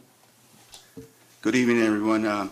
As always, congratulations to all the students and staff that were actually awarded tonight. That's good to see that we still have these awards. Also, thanks to all the veterans that serve our country. Again, thank you this weekend. And most important, congratulations to Mr. Romero and Mr. Calderon for your election, a clean election, and thank you for everything. And also, I'd like to take this time to thank all the voters out there for taking the time and making their vote counts. And probably my wife would say that I was crazy, but you know what? Today, I actually went on a field trip with 2 kindergarten classes in Calexico, from Calexico to the Farm Smart. This is a resource that we should be exploiting because it's not only for kids, but it's for adults. I mean, I learned today the topic was this here. And this has grown not only in the Valley, but throughout the world. To see the faces of our kids and see that they're actually learning something. I learned a lot today, and I was born here and raised here. This is grown here year round. But most important, what this plant signifies. I mean, it's been around for many, many, many years. I don't know if all of you know, but there's certain parts to this plant. And this is what the kids were actually taught. This is the tassel. This is the, oh wow, now I'm, what is it called? Oh wow, what is it called? Someone up? It has a name. Well, regardless of what its name, I thought that the corn just grew on the hut, but it doesn't. This actually releases pollen, which then falls into these, they have a name. I mean, whatever they are, and actually that's what creates the corn.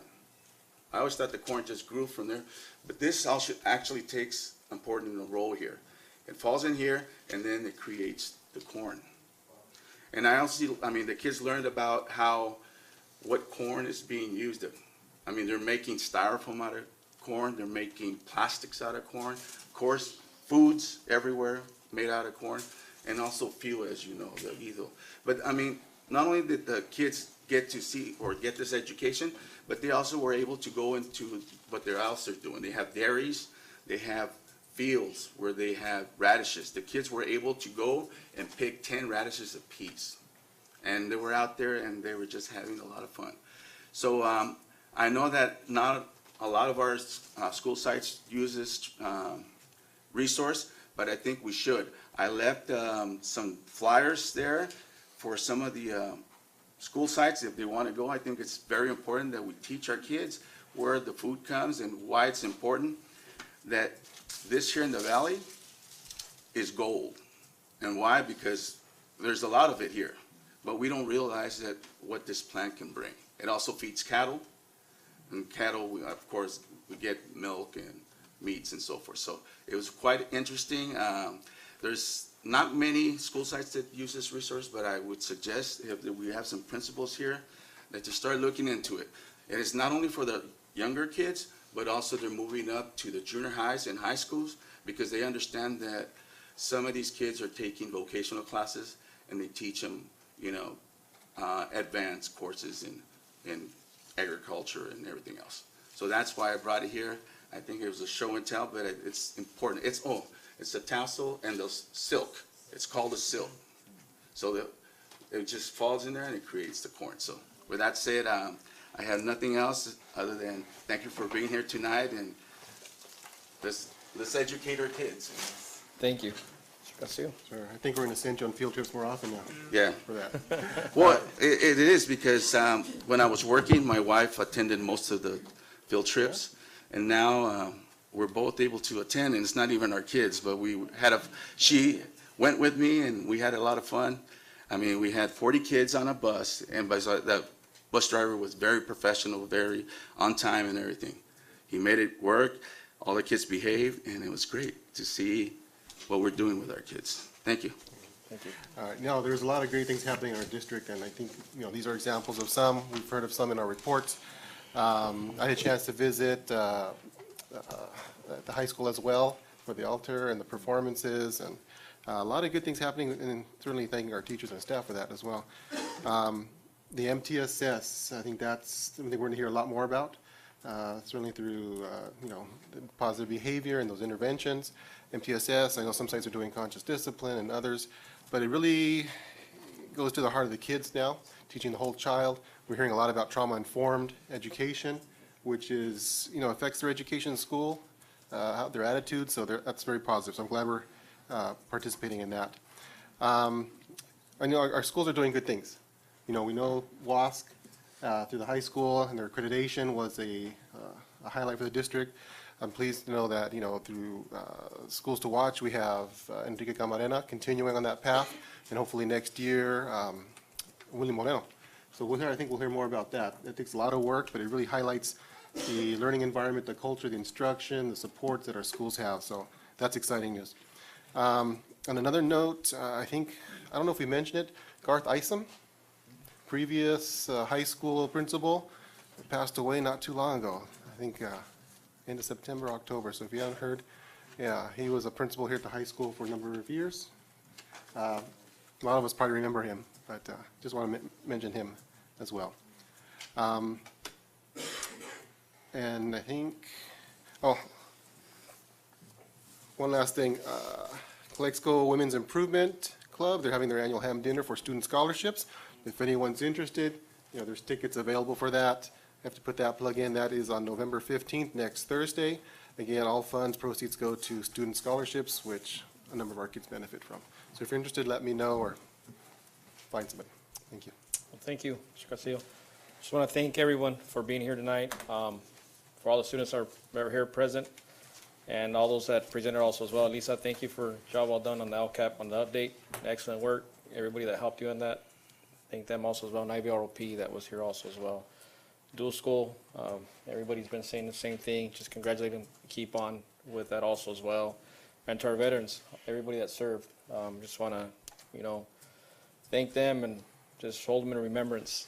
And for all the victims from today from Thousand Oaks also as well, hold them in your prayers tonight. I know there's still some that are in the hospital. Other than that, just want to say thanks and go ahead and start with this meeting for tonight. K, discussion, possible action. K1, maintenance and operation replacement of fleet vehicle proposals. Oh, we still have, hold on real quick. You guys want to speak right now? Or do you guys want to, yeah? All right, Ms. Bravo?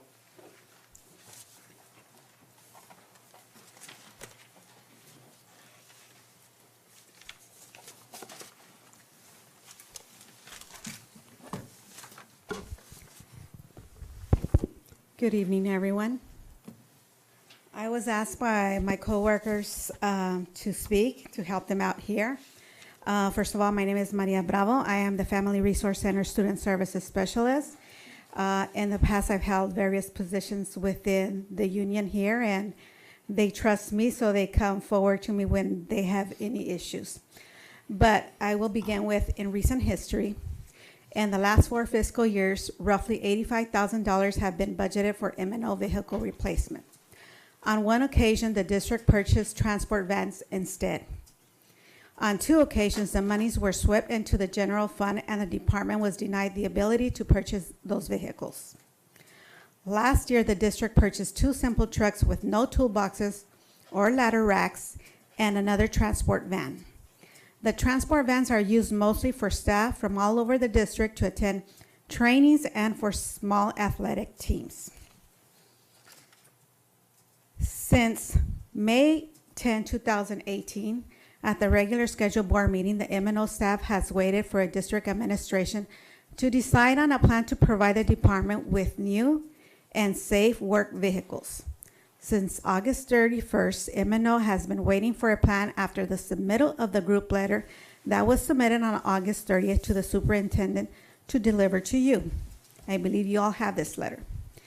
In recent years, we have seen an emphasis on providing safe, reliable vehicles for student and staff transport.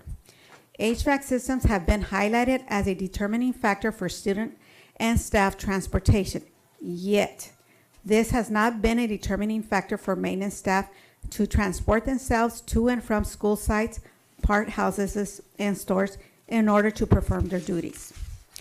The practice of handing down student and staff transportation vehicles after they are deemed unsafe or dilapidated for students and staff but acceptable for maintenance personnel is unacceptable. The majority of the fleet predates anti-lock brake systems and airbags. When inquiring about the fleet's condition, trustees ask about the mileage of the vehicle. It is the wear and tear of a vehicle that determines the safe and unsafe conditions. Where door handles, window handles, controls, Car seats are in unsatisfactory condition and pose a tremendous danger for the staff. The need of proper vehicles with appropriate toolboxes, ladder racks, is detrimental to better provide the different services the maintenance staff represent, and they have to complete their duties. We all know that if they don't go out to do a work order at a work site, we have parents, students, and staff complaining. If these conditions are acceptable for you to continue prolonging this issue, then we interpret this as the maintenance and operations as being considered second-class employees by the district administration and majority of the trustees. This is clearly an issue of an unsafe work environment. The maintenance staff cannot continue to be subjected to these unsafe and hazardous working conditions. We ask that you do not continue to delay this item and move forward. It is detrimental to the safety of these employees. Thank you. Thank you. Crystal La Rosa?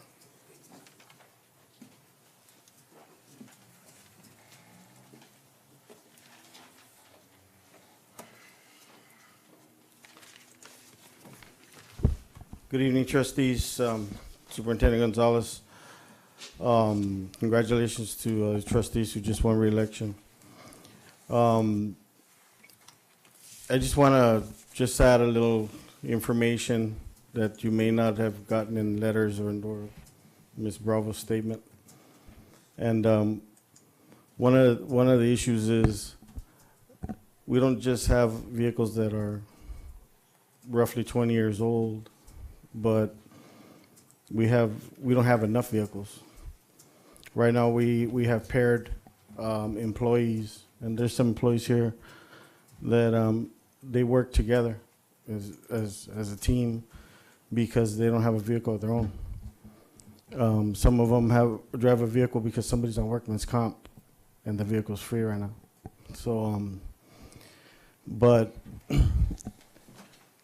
we've been watching the board meetings and watching the discussion go back and forth on video, and we've seen some progress. We're very pleased with the fact that the administration has brought forward proposals, has brought forward options as directed by the board. So we could see some movement there. One of the biggest concerns that I can see is several of the options that are going to be presented have a turnaround time of 4 to 6 months. That's an awful long time to ask the employees to continue to endure the conditions that they're enduring right now. So, me as a supervisor, I'll advocate for the employee safety as for my own, because I drive one of those type of vehicles. That we look at options that I didn't see up in the agenda backup information.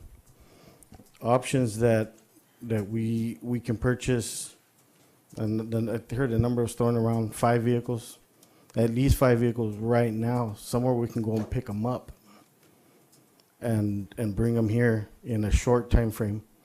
And that'll, at the very minimum, I can keep the guys in pairs, but I can get rid of 5 pathetic vehicles, and they'll be at least in safe vehicle. They'll be working in pairs. We won't have enough vehicles still, but we'll have safe vehicles. So those were my 2 cents. So thank you for your time. Thank you. Armando Montoya?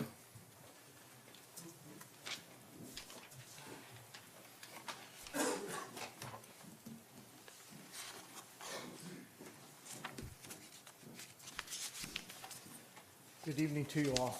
My name's Armando Montoya, and I'm a grounds worker too, and well, most people think that I'm crazy or a risk taker because of the way I drive or vehicles that I use, but here at the district, I've always used a vehicle that has been down or not in safe conditions, and like I tell them, I'd rather drive that vehicle than walk where I have to go. Another thing is that at least with the school district vehicle, we have insurance. So like if I tell my wife, if anything happens to me, I'm insured or taken care of by the district. I do drive Mad Max, which is an old food service truck that was chopped Half of the steering wheel is missing, and it's just the metal on it. I do pull the trailer, and when we do pull the trailer, we pull heavy equipment on it.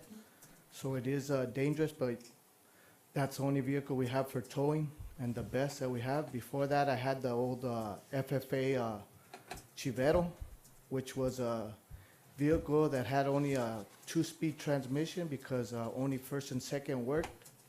If I had to go to El Centro for supplies, I had to go all the way down Dogwood. Max speed you could go with that 2-speed transmission was 40. The catalytic converter was plugged up. So what we had to do to replace, instead of, they didn't want to spend $400 to repair it because then the transmission was another $2,000. We got a hacksaw, cut it right before it, and had to drive it like that, so it sounded like it had open headers. And you would get the exhaust system in the vehicle, so you always drove with the windows down, no AC in both Mad Max or the Chivero. The seatbelts get stuck on it. One of the doors does not open, only through the inside. So there's always a safety concern for the passenger. That's all I'd like to say about the vehicles that I drive here. Currently, I do drive the little Ford Ranger, which is decent condition compared to those other ones. I feel real safe in that, but other people would not drive that truck. But I would. Thank you. Thank you.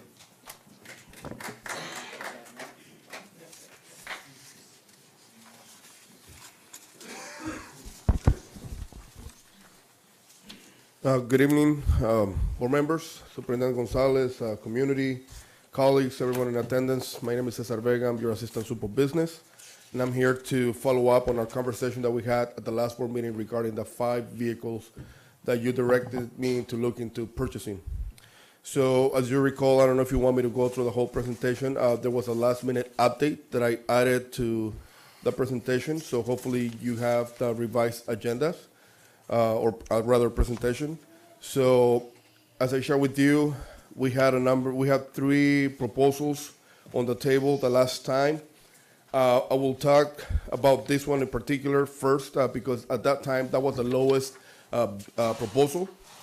There's a new concept that I learned while I was asking for the purchasing price of 5 vehicles in this particular company. What they do, they have what they call a prepaid lease, which mimics a purchase. You pay for the vehicles, you write one check, you pay for the vehicles all at once, like you would do on a regular purchase. The difference is that you wait 12 months before you get the pink slip. Normally there are 4 cents associated with the final before you get the pink slip, the final transaction per vehicle, but those fees are waived. That's what I've been told. So it's if you ask me to buy these vehicles at this point, that would be the fastest way that I could order them, because we have a bid that we piggyback on. I am told that the time is less than 6 months. Okay. They will never give me an exact date because they're unable to predict, how fast they can be built. But I've seen these vehicles come in within 3 months.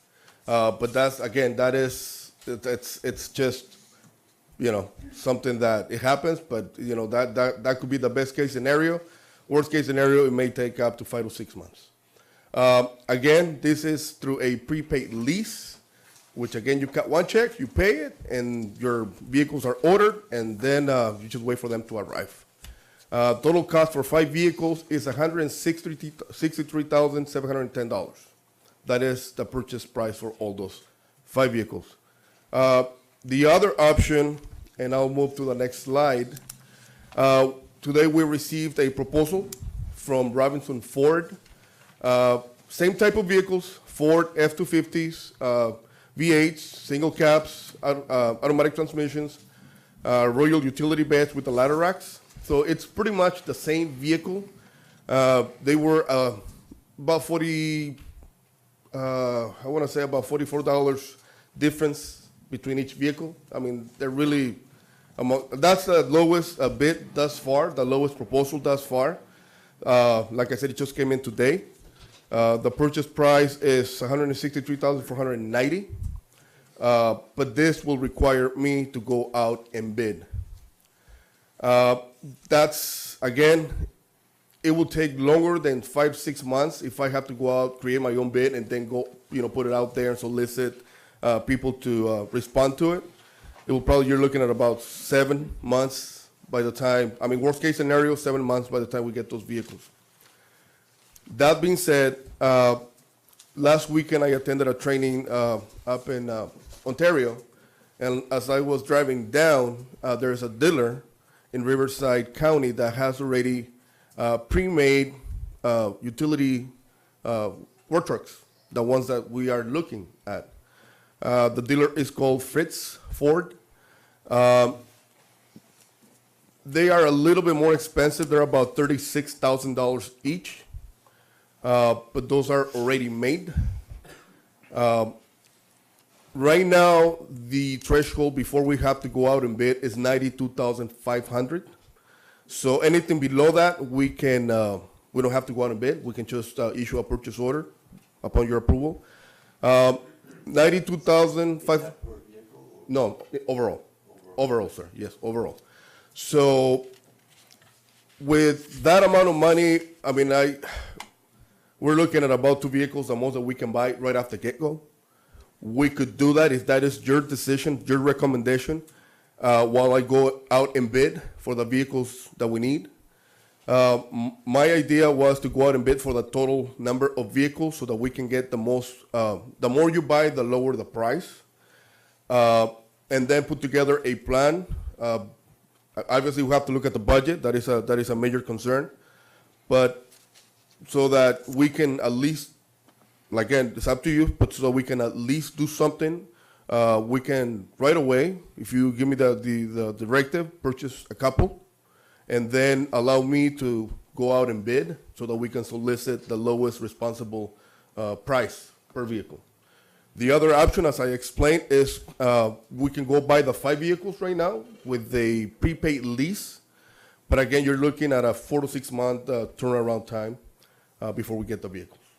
And we have a piggybackable bid that we can go through that, so we don't have to go out and bid. That's why, we can just go ahead and proceed if you give me that directive. That is the update that I have for you, and I'm seeking your advice, your recommendation as to how you would like me to proceed. You just mentioned something really funny. Yes, sir. And people may find it funny, but I don't find it funny. You said that the price or the amount of money is the concern. We can make that money back. Money, if you lose money, you will gain money. You will eventually make money. Okay? What you cannot get back is if one of those people has an accident. If somebody has an accident, loses an arm, a leg, or dies, God forbid, I'm sorry. Something happens, we don't get that person back. Yes. They're gonna get insurance and they're gonna be covered, but you cannot put a price on a life. Completely agree with you, sir. Okay. Absolutely. So I'm really concerned, not about your words, but I'm really concerned that we are postponing this over and over. Okay, when we have people driving, we have our employees driving vehicles that are not safe. I agree with you, sir. I'm not going to say that they are not suitable for the road. They are dangerous. Absolutely. Okay? Absolutely. So, I would like for us to at least consider buying some vehicles right away and then moving forward. Okay, we cannot put a price on safety. Okay, I'm willing to discuss it, and I don't want to get mad and upset because I know how I get when I get upset. But at least let's talk about it. At least let's make some movement on this. Okay. I just want to add something real quick. I just want to make a motion to purchase the 2 vehicles right now. Okay. And I'll let's second go that. off with I'm still not done with the other motion. That way we could do a piggyback option, the one that you said. That way we could purchase those other 5 vehicles right off the bat. Review. We do right now. Well, if we could get the 2 and another 5. Okay, first of all, you're failing to look at the financial picture. Okay? We agreed 5. 2 right now, okay, I mean, if that's possible, buy 2 right now. Because He it's says critical. they're there. But this issue didn't come, since 2012, it bothers me. Yeah, correct. This issue did not come overnight. Where has it been since 2012? You know, what happened to the prior boards didn't act on this, didn't care of the safety of our workers? What happened? So we gotta be careful now. Okay, buy what we can financially afford. Yes, we do care about the physical well-being of our workers. So if we could buy 2 right now, and then piggyback off for 3 more. Mr. Vega? Yes, sir. Sorry about that. I don't mean to cut you off. Would we be fine if we were to purchase those 2 plus the other 5? Just a quick yes or no. That is a real hard question for me to answer, Mr. President, because I haven't finalized, and I go back to the first interim. I know that I sound redundant. I don't know where we are fiscally at the moment. I would say that typically the hardest thing to recover is from a structural deficit, but then there are things that are one time. Could we find a savings somewhere else? We could. We could look at areas that we can maybe reduce budget to maybe fit 1 or 2, I don't know. But again, I don't feel comfortable giving you an answer right now because I don't know where the budget is. If you look at 7, that's $259,000. Okay, where are you gonna cut? You gotta cut from somewhere. Where will you cut? Will you cut from overtime? Or where are you gonna cut from to make up the 259? So if you go with 5 at 37,000 each, that's under $200,000. I mean, every little bit's we have a structural deficit already. Yeah, correct. And I think Ms. Carolina Rodriguez made it clear. So I understand, and I'm not downplaying safety, it is important. But we asked, if I recall, not only to buy 5 trucks, but also a plan, because we still have 20 vehicles to replace?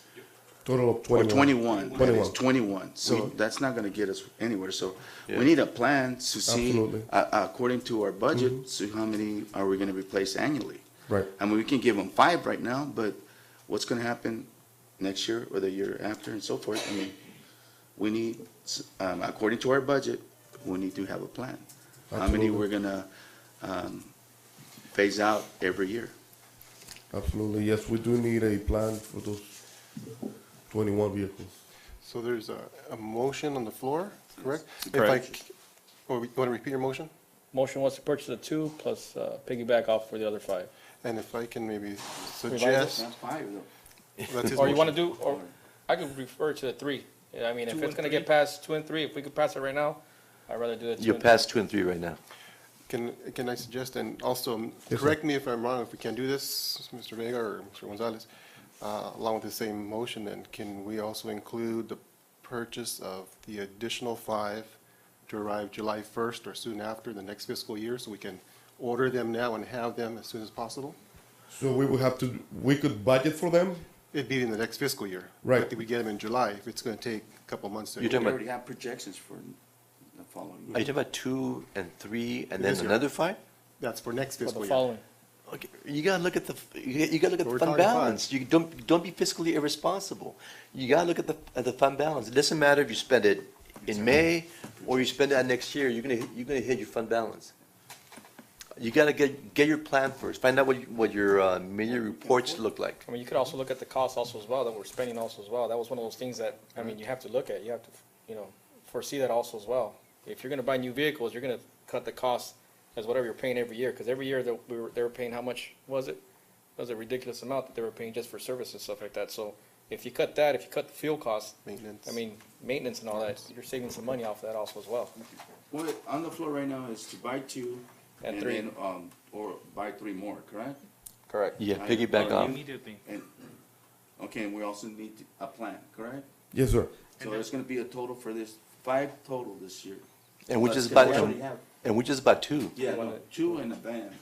Yeah, okay. So, all right, I second that, and, we need a plan though. we need a plan because we can't just start buying when we don't even know how much money we have. Right, We well, got negotiations. we got Absolutely, everything else sir. Absolutely. Once I go through our first interim and I look at the financials, if the board so desires, I can propose maybe a plan around January Yeah. so that I can share with you how we can approach this. I think we cannot go wrong with go out and bid. We're not required to purchase if we go out and bid, but at least will give us an idea of the market that we can control and maybe make a recommendation based upon that, those numbers. So that's not what's on the table. So motion was I made for seconded. purchase 2 and then piggyback for 3. Seconded by Calderon. All those in favor, please state aye. Aye. Aye. All those in favor is Romero, Calderon Jr., Castillo, myself. Thank you, board. Thank you.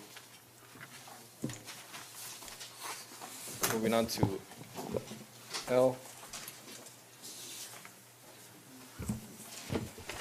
Action items, consideration and action approval of the following items.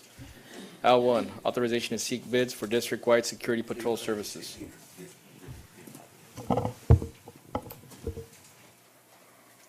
You know, before we go, I have a comment on this.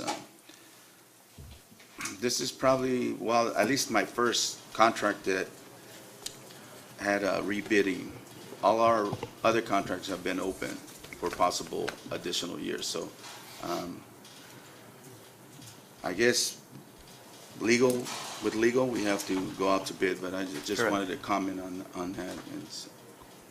Do we have to go out and bid? Yes. Because The way it's We do. written, yes. Correct. When we approved it, if we were concerned, we should have added a stipulation that we could go out and extend it.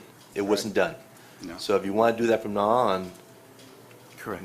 then let's do it. but we do it in every other contract, right? But it wasn't done for that one. That was done for So the- I mean, we've done other contracts, but we say approves. That is correct. You're right, Mr. Calderon. But it, I don't understand why it wasn't done for this contract. I think maybe because it was the first time with this company, so maybe they wanted to see how they worked out. But it would have been better if it had been added there. Yes.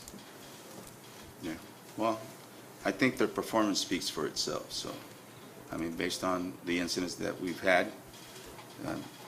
Yeah, but legally, we can't do anything. Yeah, I understand, and there's something, well, I Correct. motion to go out to bid. We have There's to. no other questions. So there's a What motion. would you- I'll go ahead and second that. Motion by Calderon, seconded by myself. All those in favor, please state aye. Aye. Aye. All those in favor is Romero, Calderon Jr., Castillo, myself. Moving on to L2, agreement renewal between Calexico Unified School District and Sanders Incorporated for architectural services. I move we approve. Second. I would like to discuss this. Go ahead. We talk about this.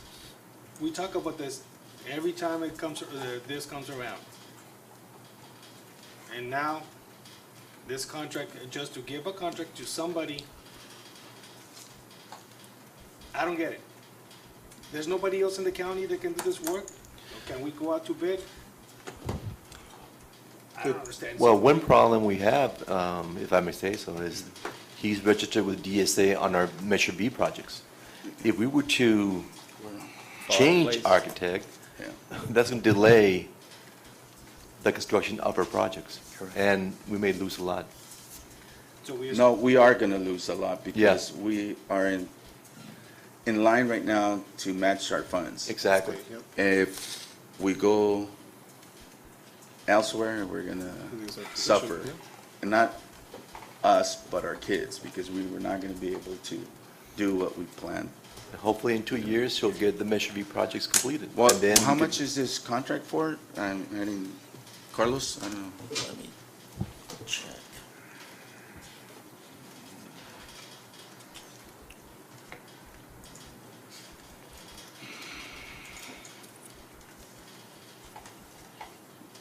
May I assist you, Superintendent? Go ahead, Gonzalez, Mr. with that? Respectfully? There is no set amount. It's by when you approve the contract originally, you approved it with a condition with an option for another 2-year term. To give you a number, we have to look at the entire project that he has under Measure B to give you what the total amount could be. Yeah. Well, we know what he has on his hands right now. We have the first 16 units plus Correct. the parking lot. Right. That's what he has on his hand, and our culinary facility. Exactly. Right now, that is the one item that is a DSA. Yes. And that's very critical for him to comment on any comments that DSA may have. So the motion by, made by But Richard, seconded by. how many years are we gonna? 2 years. 2 years? 2 years, that's Yeah. what it's gonna take to. Who motioned? You motioned? Richard. I'll second it. Oh, was seconded by Castillo? Yeah. All those in favor, please state aye. Aye. Aye. All those in favor, Romero, Calderon, Calderon Junior, Castillo, myself. Moving on to L3, agreement between Calexico Unified School District and school facility consultants regarding a school facilities need analysis justification study for impact fees. I move. Is this a recurring? I don't think so. No, this is for actually to have something in place in regards to developer fees, which are level 1, level 2, level 3. Oh, okay. So we had one in place, but it expired in June. So this is critical that we have in place. I was making a move. We're okay? I second. Fine. Motion by Mr. Romero, second by Calderon. All those in favor, please state aye. Aye. Aye. All those in favor, Aye. Romero, Calderon, Calderon Junior, Castillo, myself. Moving on to L4, agreement between Calexico Unified School District and Simon Silva for professional development services in art for K to 2 grades, second grades. Is Lucio not here today? Oh, he's definitely here. Yeah, this What- is. What can you tell us about this, Mister? Or is it yours? Yeah, It is. Mr. Simon Silva, he's world-renowned artist, and he does an incredible job in regards to artwork, but he also does a lot of professional development. A lot of professional development in regards to staff, in regards to providing services to parents. And so one of the areas that we want for him to provide professional development is to our teachers, specifically in the kinder through the second grade, and also provide training for our parents as well. And so he comes highly recommended. Like I mentioned, Simon Silva is a renowned artist and one that his knowledge would greatly is one that would be benefit our teachers and therefore our students in the classroom. Is this training just one time? It's just one? It's one full day and a parent training as well. 2-hour parent meeting. Correct. I motion to approve. Was there a motion? Yeah. Motion by Calderon Junior. I second with discussion. So it says includes 2 hours for parent event and 3 hours of on-site training for certificate staff, yada, yada, yada, yada, yada, yada. How many teachers is he going to train? Did he give a max, or can we just? Go ahead, Mr. Padilla.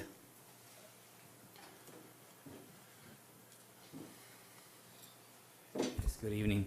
We're working with a cohort of K2 teachers across the district. It was a cohort of teachers that applied, that they were very interested in having their skills accelerated and just reimagining instruction. And so we thought they were the perfect group to start a training where he would really start working with them and developing creativity and overall just 21st century skills, targeting our very young learners. So that group's about, I want to say it's about 22 teachers. How about parents? So the parents, as a leadership thing that we're right now we're considering, we definitely want to target the parents of the teachers that are participating, but we're thinking of expanding beyond that group just because usually it's hard to get parents to come in, so we want to do a real strong campaign. As a matter of fact, they're going to be having parent conference in December, so those 22 teachers will be already announcing to during parent conference when they meet with the parents one-to-one, advocating that they participate in the event, and they're welcome to bring their children with them as part of the training as well. And Mr. Padilla, the only reason I asked is that we just heard Ms. Ramirez earlier where she's having issues with parent participation. And I believe this would be a great incentive for our parents to bring them in. Yeah, we'll probably go beyond the 22 in terms of the invitation for the parents. Yeah. Question, just as well, it's a lot of money, we know that. Did you happen to check with other districts to see if this is what they're also paying the same amount, or with the migrant office, is this a similar cost they're paying? I didn't compare. I mean, I did have an opportunity to meet with him. He showed me his presentation. We went over it. I mean, we probably had about a good 1 hour conversation. We had a discussion about his ideas, got to see a good preview of his presentation, and I really felt that it really matched very well. So I never went and found out what he charged other organizations.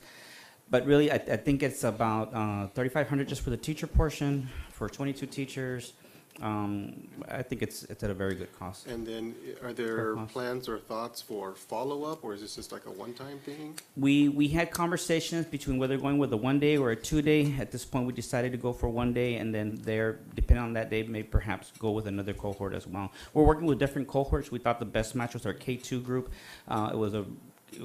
We came to that consensus both in the conversations with him and also in our conversations, and so definitely we potentially could be exploring adding other groups after this training. So basically, he's open, so he doesn't care if there's a full room full of teachers and parents. So Well, he just wants to get it out. He wants to. He's very experienced, and he has a new book that was catered a lot more to education. It was specific. We know he's an artist, but he's been doing a lot more work lately, also just focusing on education, as a book that focuses strongly on creativity in the classroom. And so when I saw his presentation, I did feel real comfortable that he was targeting not just creativity in general, but specifically to educators. And it's a topic that we've been having a lot within our own school district, and we felt it was a real good match. He's going to have, really at this point, that's our group size. I think if subs permit, and we have a few more spots, we can find a way to maybe add a few more teachers, but that's currently the size of the cohort that we have. The cost that you have here, does that include substitutes and anything for these teachers? That just includes the contract to pay him. It does? That just includes no, just the cost to pay him. It does not include substitutes. That's all at 22. How many other schools has he done this with? I know on his website he referenced tons of schools and testimonials. I just don't see the connection here. I mean, I know he's an artist, but and supposedly he's into the educational field now, but I just don't see the connection. His wife is a current teacher, so he has a lot of family there in education. So he has a strong just connection in terms with family. Like I said, his book is catered in education. I mean, foster the culture, curiosity, and creativity in the classroom. Yeah. So, like for example, one of the especially with kindergartners. I mean, yeah. So just to give you like an example, right? So one of the things that happens is that in school, we're very much inclined to define things as right or wrong, right? It's just the nature of education. You do something, and we have that tendency to score it. And so really one of the big messages with creativity is that it's really goes with that, it goes against that mode. It's about self-expression. When a child expresses themselves, it's really hard to say, oh, you're wrong, when it's your form of expression. And so we have a lot of assumptions and practices that we have within our school, not just in creativity, but a lot of them in general, where I really think it's going to be real supportive to say, you know what, is this really the best practice? It's common practice when it comes to creativity. So again, when it comes to creativity, it's the expression of the person, but we have that very strong tendency to always say to grade it or to score it or to measure it. And I think coming from a person like him, he has that real strong background, that reputation, that history, that upbringing where he grew up successfully from an area very much like ourselves, and proven very successful with it. And that hopefully that and I'm not convinced. I'm not convinced of this. Let's call for the question. So there was a motion by Calderon, and then it was seconded by Calderon. So all those in favor, please state aye. Aye. Aye. I oppose. I oppose too. Well, I abstain. He's my relative, so I can't vote on it. It would have been the 45 or 42 plus another 22 for subs. Yes. 22 teachers, 22 subs. Okay. Let's go. I'll find. Agreements between Calexico Unified School District and ClassWorks for a 1-year software subscription for district-wide school sites. So this is coming up for a renewal. This is a software program that we already use at our school sites, and so we're just bringing it to the board as a renewal. I'll make a motion to approve. Second. Motion by myself, seconded by Calderon. All those in favor, please say aye. Aye. Aye. All those in favor is Romero, Calderon, Calderon Junior, Castillo, myself. Moving on to L6, agreement between Calexico Unified School District and Imperial Valley College Educational Talent Search Program for annual program services for Calexico High School. I move to approve. Second. Motion by Calderon, second by Romero. All those in favor, please say aye. Aye. Aye. All those in favor is Romero, Calderon, Calderon Junior, Castillo, myself. Moving on to, where am I at? L7, service agreement between Calexico Unified School District and Bright Bytes Incorporated for the 2018-19 school year for data and analytics platform which measures and links technology use in education to learning outcomes. So this is a software that we currently use already, so we're bringing this one back as a renewal to the board. So what it does is allows us to look at data, specifically with all the implementation of the technology programs that we have in place, and we're able to get an idea if those programs are actually working. I mean, not just this program here, but do we take surveys from our staff just to see if these programs are actually working? Absolutely. This is a staff survey, no? Yeah. This staff uses. This is what it allows us to do the survey, poll, and then it actually gives us a data response. Yeah. As well as students and parents, too, you know, abilities. Correct. Motion to approve. I'll second. Motion by Calderon, second by myself. All those in favor, please say aye. Aye. Aye. All those in favor is Romero, Calderon, Calderon Junior, Castillo, myself. Moving on to L8, authorization to seek proposals for E-rate services for the 2019-2020 school year. I'll make a motion to approve. Second. Motion by Castillo, second by Calderon. All those in favor, please say aye. Aye. Aye. All those in favor is Romero, Calderon, Calderon Junior, Castillo, myself. Moving on to L9, acceptance of release of property loss claims for Mr. Alberto Reyes. Move to approve. Second. Motion by Calderon, second by Calderon Junior. All those in favor, please state aye. Aye. Aye. All those in favor is Romero, Calderon, Calderon Junior, Castillo, myself. Moving on to L10, revision of job description, noon duty aide. Motion to approve. I'll second. Motion by Calderon Junior, second by myself. All those in favor, please state aye. Aye.